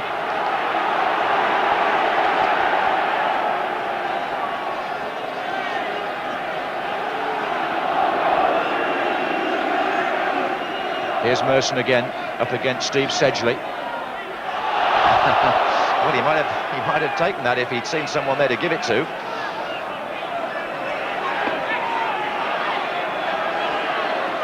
Now, Linnigan has joined Campbell in there. This is Merson.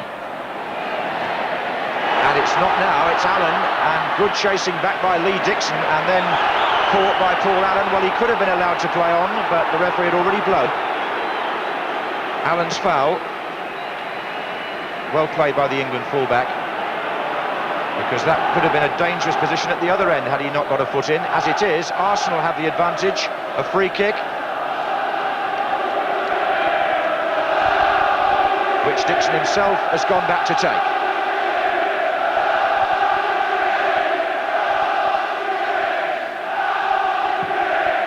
And Torsvet's already made up his mind to come and collect that. And he had the freedom of the 18-yard box in which to do so. Here's Austin, looking for Anderton. Adams comes over. That's definitely a foul. Wright goes down.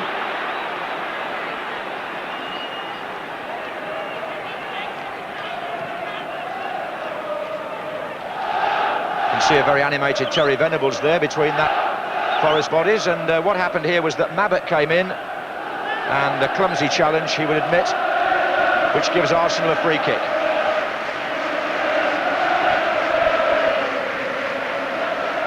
And again, Sheringham goes back to Mark Linnigan.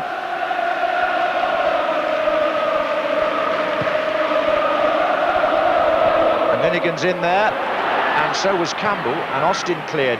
Good clearance too to Anderton. Must admit, the young right back who was at St Albans 3 years ago before he went to Southend, Dean Austin, is playing an accomplished game. Biggest test of his nerve as yet in his career. Here he is now.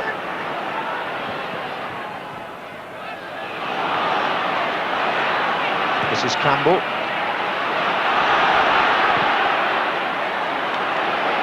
that's Edinburgh. In fact, both the Spurs fullbacks came from Southend. Justin Edinburgh, the first one, he played in the cup final 2 years ago.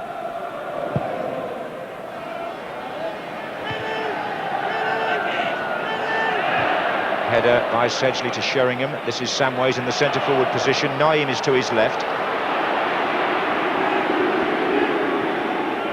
On again by Samways. Edinburgh, the player, coming forward. Cleared by a combination of Linnigan, Dixon, Merson, and finally Seaman. Still tight, isn't it, Trevor? But it is sort of taken on the pattern of that the first 20 minutes or so, where I think at least Arsenal have now balanced out the play. I mean, Spurs did finish that much stronger up until half-time, but since then certainly the game seems to have drifted into another stalemate.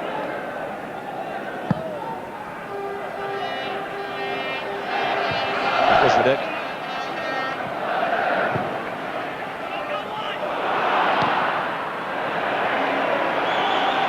Yes, 2 years ago when Spurs won the Cup and Arsenal won the League, they had a 0-0 draw here, as I recall, in the Charity Shield. And who's going to separate them today, if anybody? Here's Campbell, he might. Tries to find Wright. Oh, and it's Selly! Good save, and Wright's in! Double save by Torsvett. And the 18-year-old there could have made his name, Ian Selly. The chance fell to him, and he tested Torsvett. It's Campbell that sets up the play. Selly up with his right foot. Volley with his left. Good effort. Good save. And look at this as Wright comes in. Brave and decisive goalkeeping by Eric Torsvett. Here's Samways for Spurs. Now, is that going to open things up? Campbell again for Arsenal. And Wright goes through the middle. Cut out by Matt.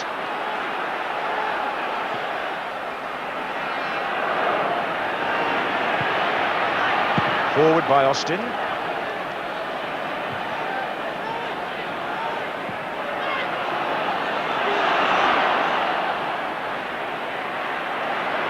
the youngest man on the pitch. Could have become a hero there, but this is Samways, and he's through for Spurs. Nobody up with him at the moment. And because of that, it looked a very tame effort, but in all honesty, Vinnie Samways had nobody when he got the ball, making the ground quick enough to command a cross. I think the only alternative he could have had was to come inside and try and get it on his right foot, because he so favours his left. He just sort of kept the ball a bit wide. But at the other end, that was definitely Arsenal's best chance. All came about actually when Neil Ruddock let Kevin Campbell have space to turn. Then he went past him on the edge of the area and toted it through to Selly, whose first touch wasn't that good, but he did well to hit the volley, and then Torsvett did well to retrieve the follow-up before Wright. So, again, the game has a little purple patch. It flickers into life, and here's Austin.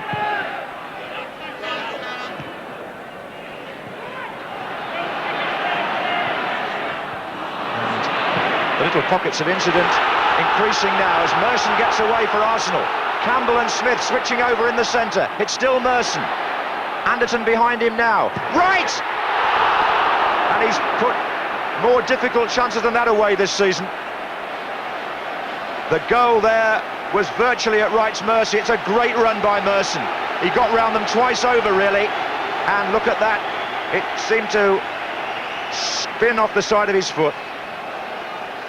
Well, Merson, a little bit fortunate to get past Ruddock there, but a great first-time cross, wrong foot's the defence. I don't know why Ian Wright sort of slid and fell over, because if he just stood up, side-footed it, I mean, 8-9 times out of 10 he puts those away, and very good chance there. Well, Arsenal are in full cry now. It's Campbell, but and he's pushed his man down. It's Justin Edinburgh who he's tangling with. The referee was right on top of it. He didn't give a free kick, and Sedgley's passed back. Campbell was frustrated because he didn't get a free kick for the challenge, and he took it out on Edinburgh, really. Now it's Selly for Arsenal. This is possibly the Gunners' best spell. Right. Winterburn. Oh, and there's a little collision off the ball there. It's Mabbott who's collided with Ian Wright, I think.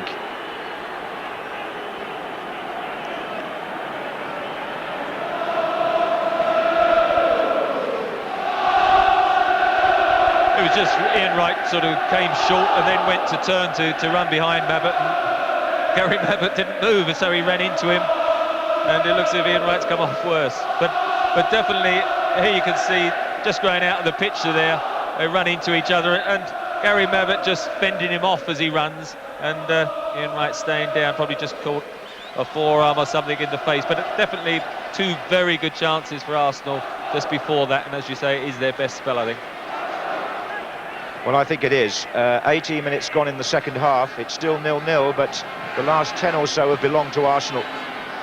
They've suddenly found some space from somewhere. That was Parlour, and they nearly found a bit more there. This is a good piece of defending by Mabbott to Edinburgh. Now it's Samways. Naeem.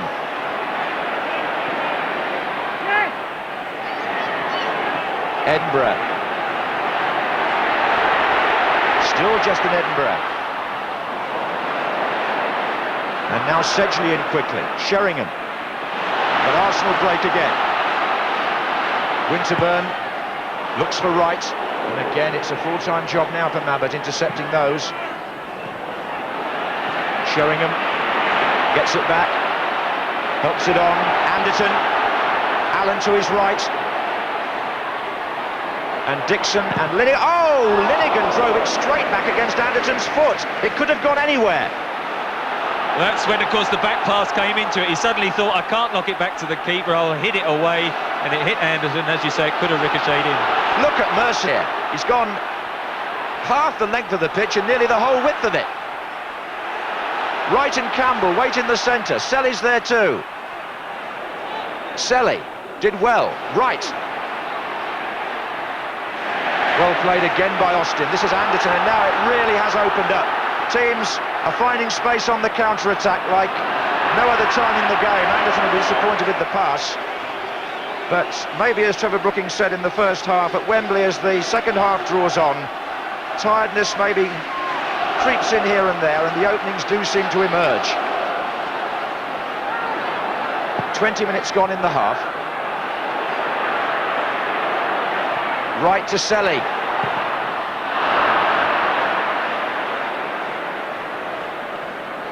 Just a rush of blood there, wasn't it? Ian Wright finding one or two little gaps now with his pace and knocked it unselfishly black. I think Selly had one against one, could have composed himself. But still, very even Steven.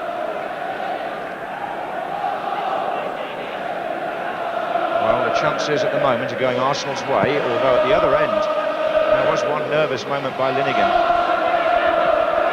Edinburgh to Naeem.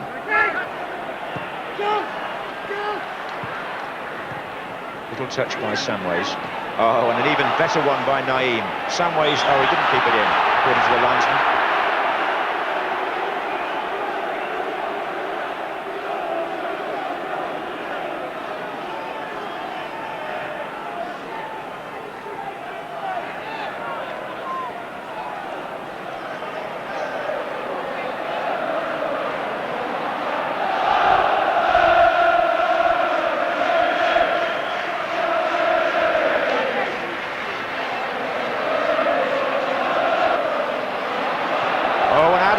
Up against Anderton, who beat him, and Linnigan had to step in.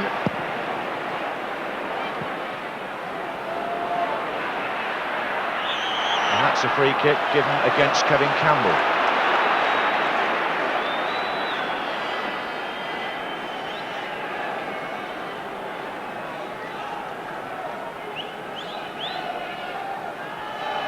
Ruddock takes the kick. Linnigan.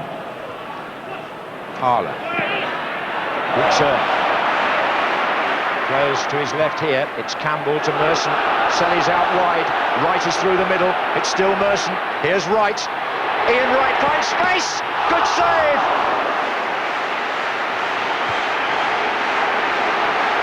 Well, he got his hand to it, but it went through, and fortunately just went over the crossbar. Again, Merson finding that bit more space away from Sedgley. Look where Sedgley is. and Wright hit it very well. Fortunately for Torsved, it was within striking distance and he could get his hands to it.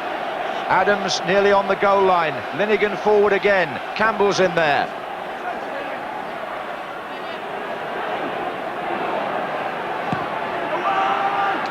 Linnigan jumping, and Spurs playing a couple of short passes on the edge of their own area, but it's worked for them. Look at that. And here's Naeem, and Sheringham could get away here. Offside. Offside against one of the two runners. It may even have been Sheringham who was offside and not the man to whom the ball went. Samways. Yeah, they had an extra man there, Spurs. Naeem should have just had the extra touch. If he could have played it first time, Sheringham would have been in. But then by holding it up, he actually found Samways, but Sheringham had moved offside. Well, Tottenham will know that they've allowed Ian Wright 2 presentable chances in this second half. They've got away with it because he sent one wide and Torsved saved the other. There goes Wright again with Mabbutt. Anderton. Samways and Adams. That was out again. Halfway through the second half of this FA Cup semi-final, live from Wembley Stadium. Arsenal 0, Tottenham 0. Linnigan forward for Arsenal. Parler is the man chasing. Ruddock comes across with the challenge.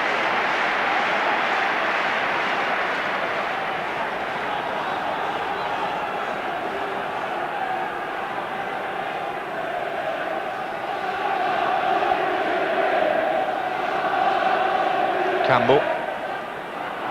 Ran off his foot to Ruddock, and this is Teddy Sheringham. He looks to his right. But, possession given away there. This is Winterburn. Merson, oh, that's a good touch. Winterburn goes again. Austin is with him. That's another good tackle by the young right back. Sheringham. Anderton. Allen. Linnigan came in heavily behind him. Free kick. Two great defensive tackles from Spurs. Their first one from Ruddock and the second one from Dean Austin. As you say, he's played very well. One of the few in the Arsenal lineup who hasn't had any experience. Well, he's acquitted himself excellently in this semi-final, and he now has a free kick to take. And Spurs have lined 5 up. Here comes Mabbutt now. Parler. Selly, beaten by Sedgley. Samways, Sedgley again. Sedgley's shot going away.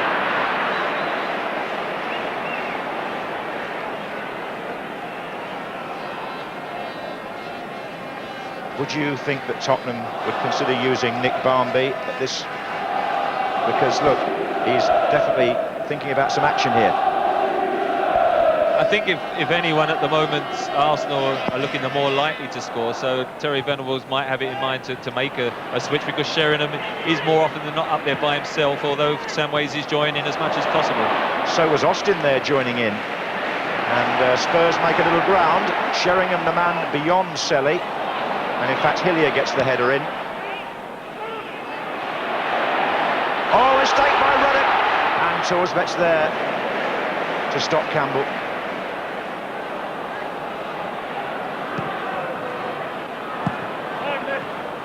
Now Naeem. Sheringham pulls away. Naeem tries to find him off the chest of Tony Adams. Very intelligent run by Sheringham. Naeem just couldn't quite get the height to clear Adams.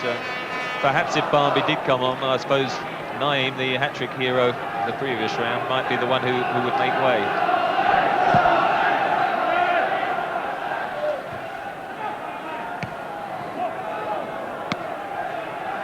Well, he's certainly left his impression on the FA Cup this season, Naeem, whatever happens, and whatever happens to him at the end of the season, because the 3 overseas players in the Tottenham ranks, Naeem, Torsved and Bergson, are all up for contract discussions, I understand.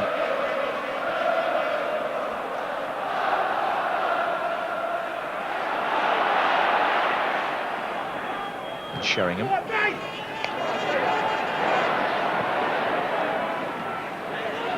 Austin. Looking for Samways and try to flick that back inside to Sheringham. Adams across.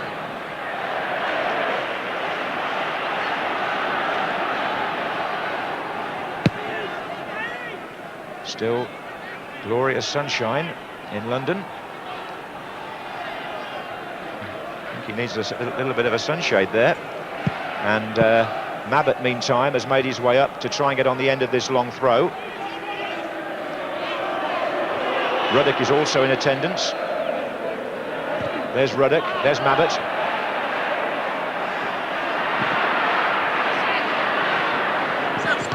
Sedgley, Mabbutt, Samways, Anderton. Oh, we tried to get Allen through, but Arsenal will break now, and Spurs are undermanned at the back. Mabbutt and Ruddock have got to hurry. This is Parler. Naeem's making the saving run here. They're just about back now. Here's Dixon. Merson. Hillier. Selly offside. He's unlucky. It's not an easy ball to get in because Spurs always, and like Arsenal, go back just to the 18-yard box and then they stop, and then you've got to make sure you time your run and your pass perfectly, otherwise you will get that offside, and it's a free kick now to Spurs.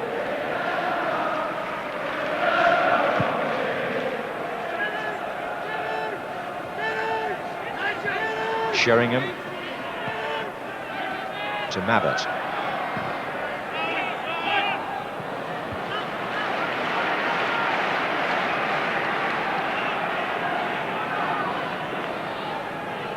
George Graham's Arsenal trophy cabinet, lacking only the FA Cup in some ways. He's won the other domestic honours.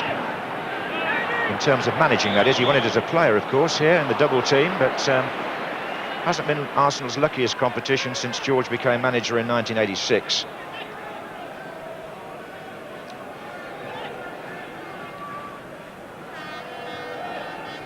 They'll be here, of course, in 2 weeks' time for the Coca-Cola final against Sheffield Wednesday.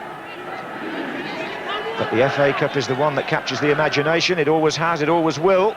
And it's a tight game we've got here today. 25 minutes gone in the second half. Mabbutt up for this free kick. Comes off Linnigan. Then Dixon.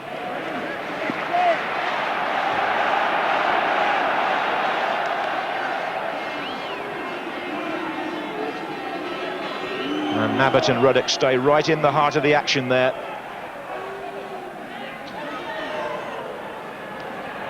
Ruddock's up, Sheringham's in there, it's Selly who tries to clear. Samways with Winterburn, Anderton squeezed past two of them and got a corner.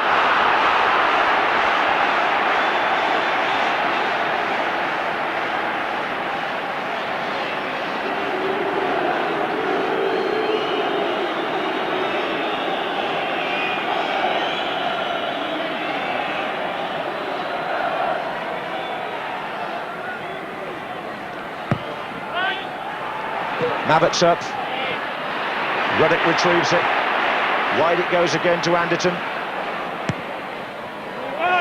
and Mabbutt's there still, so is Naeem here. Well, it almost became a pass to Anderton.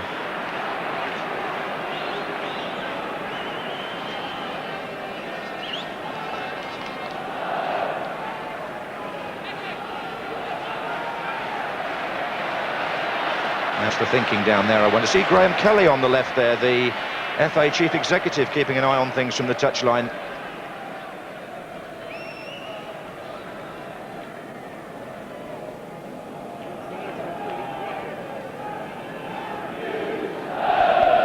Somebody's got his radio on, I can see.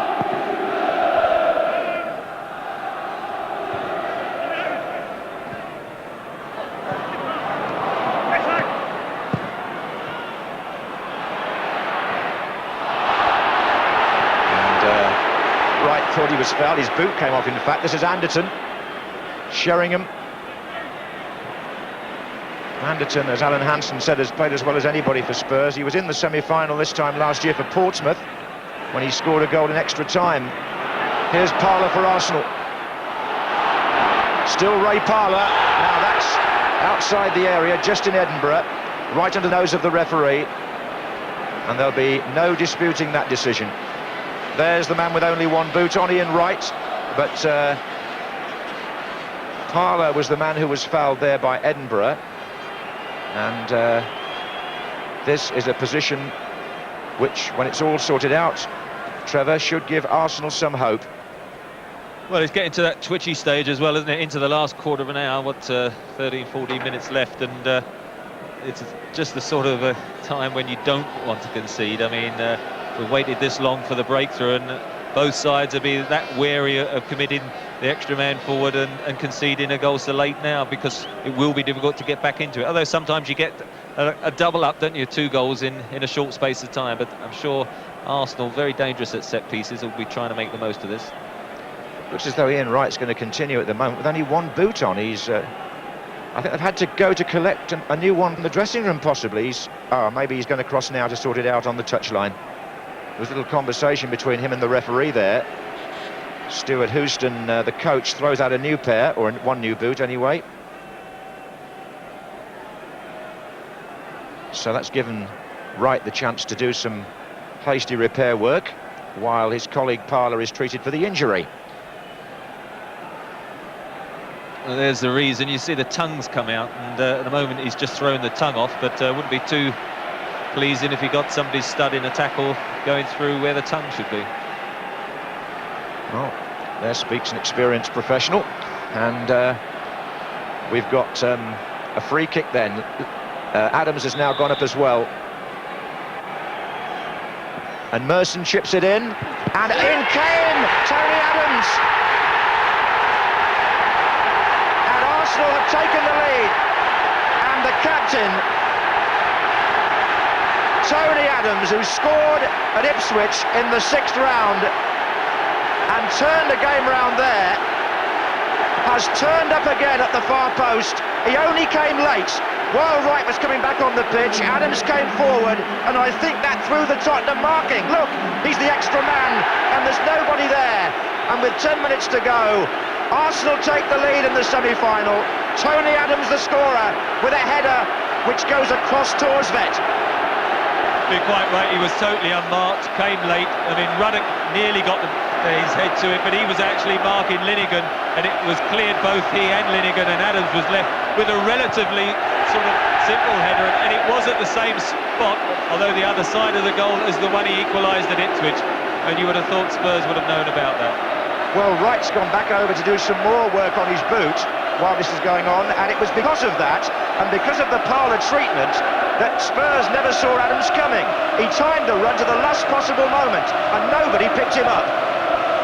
No, you can sometimes just go to sleep, lack of concentration, could have played its part, but of course now that's going to be the introduction of Marnby. He's got to come on.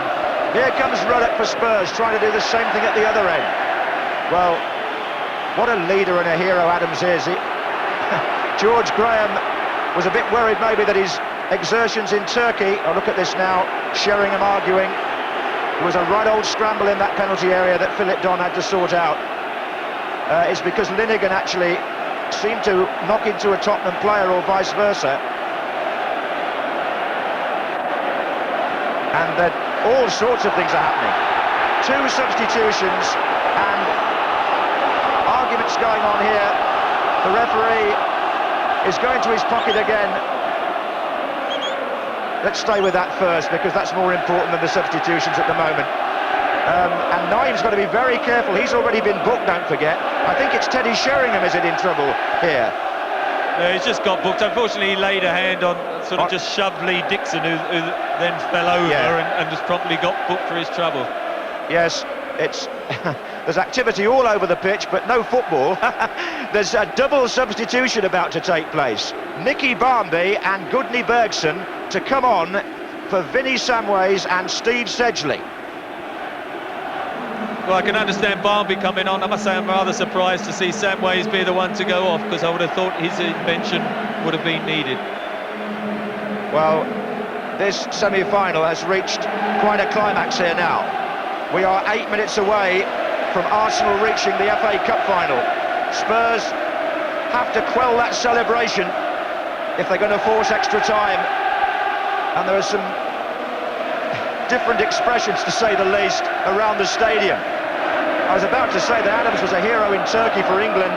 He looks like being one for Arsenal again today.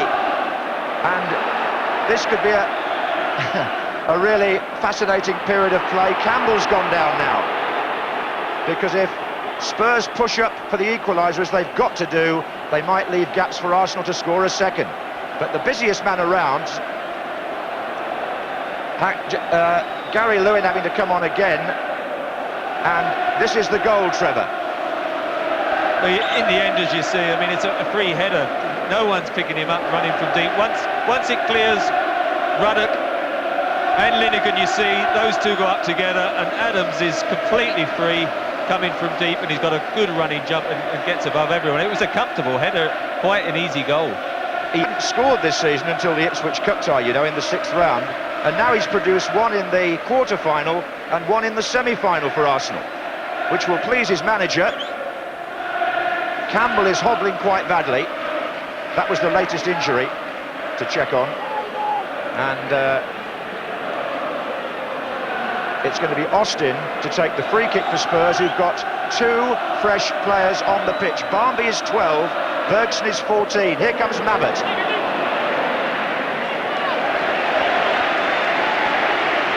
That was Barmby there.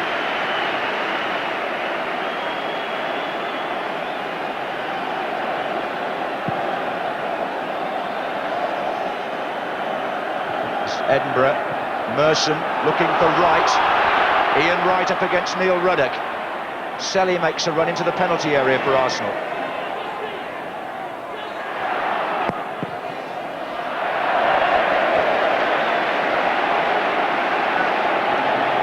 It was Parler's injury that was really well, rather his run, which led to the foul and then the free kick, which produced the opportunity for Arsenal to take the lead. Here's Hillier.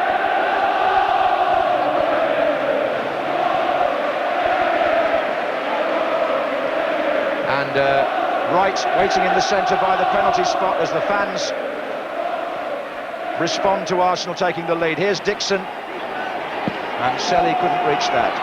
Spurs now have got a lot to do in what could only be 6 minutes. Adams might only be 6 minutes. Austin, Barmby, Sheringham. Austin well forward in this attack. Here he is now, number 2. Anderton tries to make it, but this is where Spurs will cluster forward, and in doing so, Campbell is definitely injured for Arsenal. This may be a case of Alan Smith coming into the action shortly, or even Morrow. Here's Parler, cut out by Edinburgh, foul. Well, now then, there's trouble here. I think that's Lee Dixon again, and he's already been booked for an incident in the first half, and Lee Dixon could be facing the red card. It's going to be a sending off in the semi-final for the Arsenal and England right-back. His second bookable offence, and he goes. Arsenal must play with 10 men. Lee Dixon sent off at Wembley. Trevor. Well, because he's paying the ultimate price for that silly indiscipline just before half-time when he nudged into Naim and got the first booking. That one was a late tackle. It was one of those, he was never going to get there before Edinburgh. Was a bookable offence, but he's paying the price for that one just before half-time. As you see it come in, it's always Edinburgh's ball. His body checks him to make sure he doesn't get away. Has to be booked, but it was the first one that was the costly one. Now, Alan Smith is on. This is Sheringham.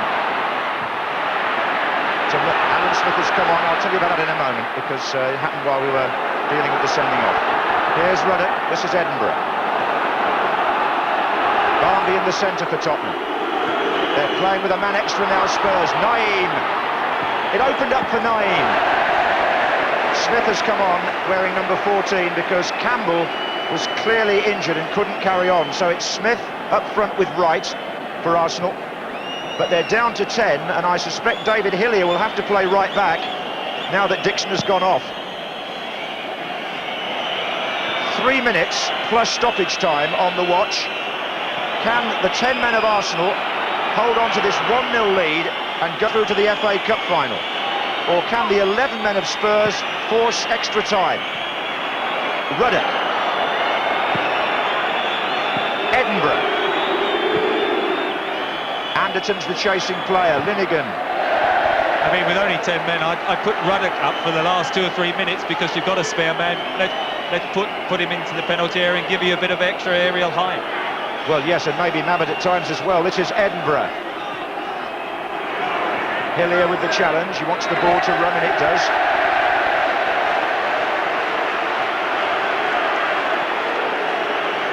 Well, now we're going to have a second substitution by Arsenal. Stephen Morrow has come out from the bench, and Ian Wright is going off. So if there was extra time, they wouldn't have Wright and they wouldn't have Campbell. Well, maybe George Graham thinks that Morrow can just keep it tight for these last 2 or 3 minutes. It's a gamble in a sense, because if there was extra time, Arsenal have forfeited their top goal scorer. But it's been done so that Morrow here can hold the fort in what's left of normal time, I suspect. Bergson for Tottenham. The last couple of minutes of the 90. Adams, the goal scorer, challenged by Barnby. And that's Merson, and the touch wasn't really good enough, but Spurs in a bit of a crowd there. They can open it out now. It's Edinburgh for Tottenham, Sheringham in the centre. There's Naeem. Oh, he's cut it back onto the roof of the net. He's appealing that it caught a player, is he? Anyway, goal kick's been given. This has been a frantic 15 minutes, Mr. Brooking, hasn't it? Everything seems to have happened in the same period of the game. I think, to be fair to Arsenal, they've had the better play in the second half, haven't they? Wright had 2 chances, Selly had 1, and then the goal came. Spurs, of course, have to come back into it the last few minutes, but Arsenal defended well and probably just deserved to have edged in front in the second half. Well, there's a lot to talk about, but not much time to talk about it at the moment. We're in the 45th minute of the second half, but because of all these delays, over on the bench they'll be expecting a fair amount of stoppage time. The fans' celebrations may have to be delayed at least.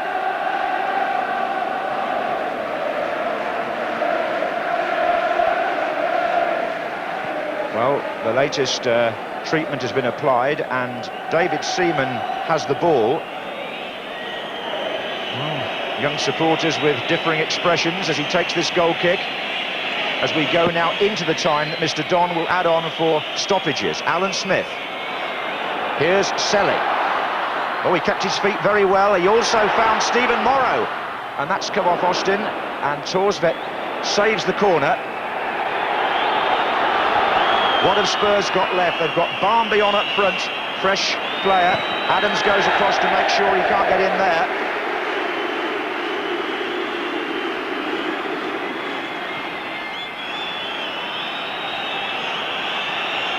Arsenal supporters impatiently whistling. Sheringham to head on, Adams to head out. Merson needs to win it for Arsenal. Smith, number 14. Now then, who have they got up front? Only Selly, it would seem. And now it's Ruddock to Edinburgh.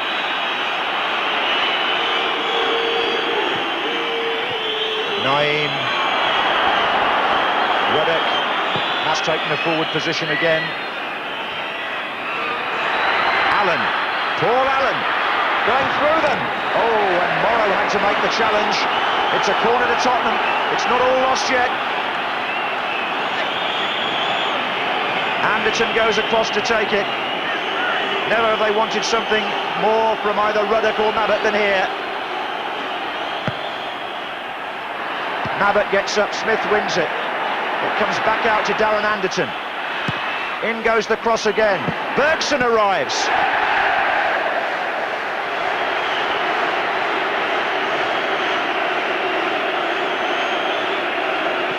Well, the watch says 47 minutes.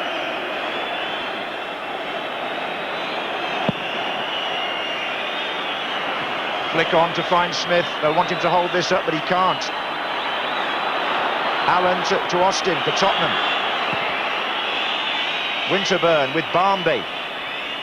Morrow. Spurs throw.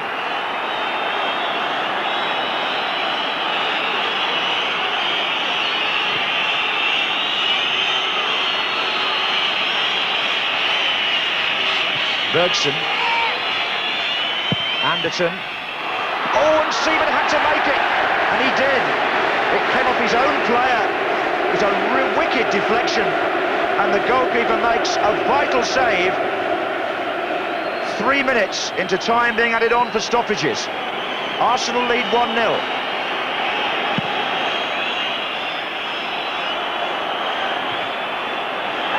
Naim.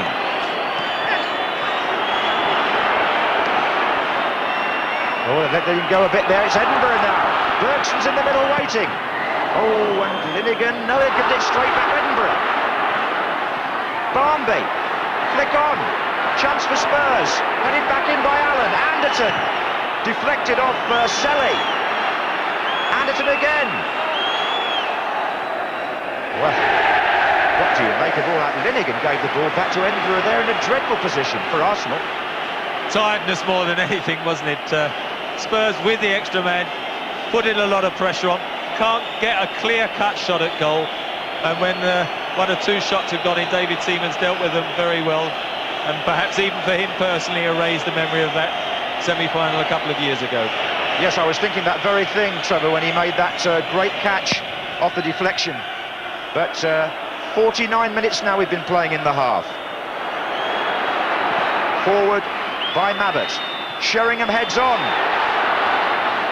12 there is Barmby. Now they get a corner right at the end. Now Arsenal sorted that out pretty well, or Winterburn did. Well, the days when matches used to last 45 minutes are long gone, or halves used to. I know it's all stoppage time, but it seems to go on forever if you're an Arsenal supporter, which, of course, we're not here, but we keep hearing them whistling.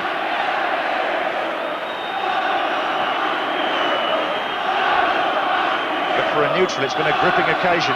Forward by Ruddock. Oh, tiredness spreading all over. I mean, Merson could have collected that and got Arsenal back down the other end of the field. This is Anderton. They're giving Tottenham almost too much of a chance, the 10 men. And still the clock ticks on. 50 minutes.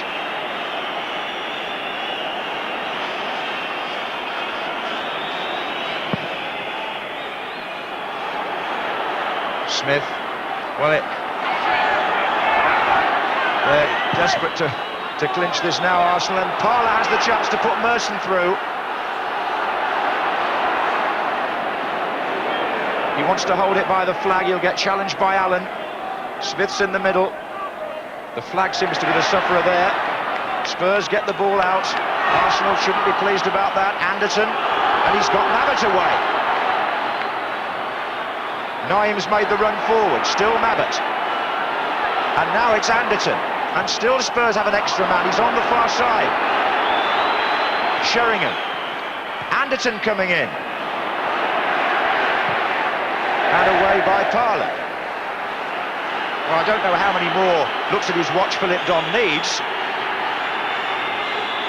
6 minutes of stoppage time has now been played in this half.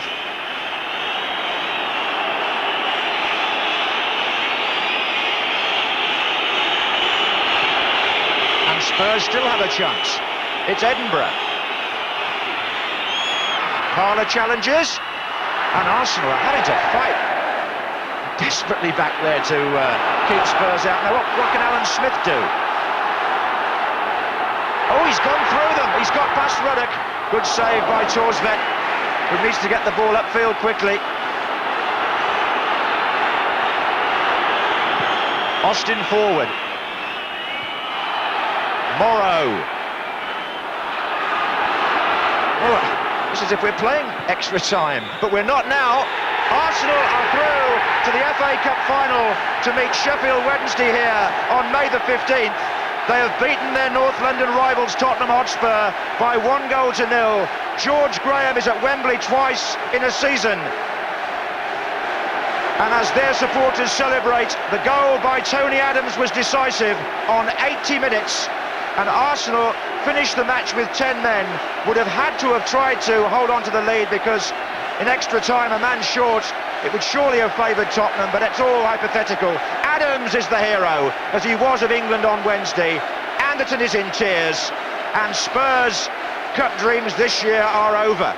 Arsenal have revenge for the semi-final of 2 years ago, burying the memory of Gascoigne and Lineker, they've organised themselves today to meet what Tottenham had to offer, to smother it, and then to show resilience, fortitude and flair, let it be said, in the second half when they got on top. And tears for Tottenham. For Lee Dixon, mixed feelings no doubt. Sent off, will he miss the Coca-Cola Cup final in 2 weeks' time now? The suspension may rule him out of another Wembley. That would be a sickener for him, and that's probably why George Graham is consoling him. Just in Edinburgh upset as well. A very emotional occasion between two such fierce rivals. Austin was superb at right back for Spurs, possibly their best player. But further forward, they couldn't hurt Arsenal enough. And Winterburn goes to acknowledge the... well, Merson has his own way of doing that. There might be a bit of celebration going on here. And Adams and Linnigan, well, that's a combination that's really bedded down now. And Merson's private party with the fans seems to have started already. Now, what is happening here? Arsenal are turning this into a bit of a carnival on the pitch. Generous applause by the Tottenham Hotspur fans. That's good to see. And one hopes the excellent behaviour that we've witnessed so far today continues on the way home to make these Wembley showpiece semi-finals a thing of the future as well as the present. I think Ian Wright's just getting a bit carried away there with Kevin Campbell, but they had a bit of energy left because they were both off before the end. Now then, can Arsenal go on, I wonder, and complete a unique double of one cup and then the FA Cup? But I think the man of the moment is George Graham, and our man with him is Tony Gubber. Well, he was with him, but I understand we can't quite go to that interview at the moment. The Arsenal players are milking every moment of it. Tony Adams there will be all right on the night, it says. But as I was saying, they could now be on the verge of a double, but then so too are Sheffield Wednesday, aren't they, Trevor? I'm just thinking, we've got two cup finals and the same two teams in both. Well, it is interesting, but I think Tony Adams was the man of the match, wasn't he, really? Definitely, and it was worthy that he should score the goal. OK, so there we are then. Thank you very much, Trevor. And Arsenal have won the North London semi-final. They've beaten Spurs by 1-0, and they play Sheffield Wednesday here twice now. But the biggest occasion is the FA Cup final on May the 15th. Well, they're great occasions, these semi-finals now at Wembley, and it seems as though they're here to stay. We can hear now from George Graham. George, congratulations. Does this make amends for the semi-final defeat here 2 years ago at the hands of Spurs? Well, that's history now, but I'm really pleased today. I'm pleased for all the boys, because our preparation for the game was very poor. I couldn't do anything about it. But I think we showed a lot of character today, and I think both sets of players played their heart out, and I don't think anybody can be ashamed of losing. It got a bit tight for you towards the end, down to 10 men. It was backs to the wall and some desperate defending. Yeah, well, I mean, that's typical Arsenal, isn't it? We're at our best when our backs are against the wall. But yeah, but saying that, I think Eric Thorsveld made more critical saves than David Seaman. Yeah. I thought for the first 20 minutes, I thought we played very well, we controlled it, and then the last 20 minutes of the first half, I thought Spurs really came into the game and they controlled it. And then second half, as I say, Thorsveld made the important saves. And obviously, when we got the goal, Spurs had nothing to lose but push forward. I don't suppose you expected a defender to get the goal for you, did you, Tony Adams? Well, Tony Adams, I keep on at him. He's not scored enough goals this year, and he hasn't scored in the league, but this is his second goal in the Cup. But you're going to meet Sheffield Wednesday now in the final, and before that you'll meet them in the final of the League Cup competition. And in the league as well. So we've got to play them 3 times, so it'll be very interesting. I'm just glad it's such a big occasion, the FA Cup. It's the best in the world, the National Cup competition. I'm just pleased to be there. Thanks very much indeed, George. Thank you. Thanks, George. They had the better of the second half, Arsenal, didn't they? Yeah, they had all the chances in the second half. They deserved to win the game. But what can we say about Tony Adams? We mentioned at half-time, he had a torrid 5 or 10 minutes. That would normally affect most players, but he seems to thrive in adversity. He came out in the second half. Not only did he score the winning goal, but he was absolutely magnificent at the heart of the defence. He's had a good week. He's had a terrific season. He's playing really well. We'll look at it again. Played a captain's part. We could reflect that it was a dead ball movement, and aerial power that won an English game, as it were. He stole up late, didn't It's he? surprised by Tottenham because they're very well organised at set pieces. Tony comes in late, nobody's picking him up, and it's virtually a simple header from 6 yards out, and the goalkeeper's got no chance at all. No goal from open play in the whole of the 90 minutes. Look, he's on the edge of the and, box there, and he just arrives late, and that's actually a good ball in. And obviously he's delighted to score Who the had goal. been picking him up before that in those situations? Probably Ruddock. Yeah. Ruddock would probably pick him up with the back post, but He couldn't pick both of them up. yeah, there was a lengthy stoppage, and I think that affected Tottenham. Yeah. You know, affected their discipline, their organisation, and obviously they've paid for it. We were hoping that we might see Barnby a little earlier. It doesn't seem to be an awful lot of point in bringing a player like him on with, what, 5 or 6 minutes to go. It's a tall order, isn't really. it? It was when Hector was brought on. If you remember when England went out of the World Cup that time with just 6 minutes to go, I think. That's a long time Well, ago. it is a long time, but it stays in my memory because it was a time when England didn't qualify for the World Cup. Yeah. It's hard to get to a game when you come on as a substitute at any time. Yeah. But you know, 10 minutes to go, very, very difficult. Yeah. One wonders why Spurs didn't reproduce what we expected them to reproduce in the second half. There should have been more space. They had the more experienced players, and yet Arsenal took over the game in that period. I think they got to grips with Anderton a bit in the second half. Yes, after, he didn't faded. they? He faded out of the game at that time, despite his supposed stamina. He didn't seem to be able to get into it. And Naeem was disappointing as well, wasn't he? Yes, we he said was. Naeem before the Got start them of all the late game. way this far, and then not very He's a special bit disappointing. And they took Samwise off, who was one of the better players. Okay. Gentlemen, thank you very much indeed. I hope you've enjoyed our football coverage here this morning and this afternoon, the semi-final. So it's Arsenal against Sheffield Wednesday. They meet first in that Coca-Cola Cup. Now, we've got some highlights of it for you tonight, if you just came in just now. And we've also got the league match, Forest against Aston Villa. That's at 7 o'clock, BBC 2 tonight.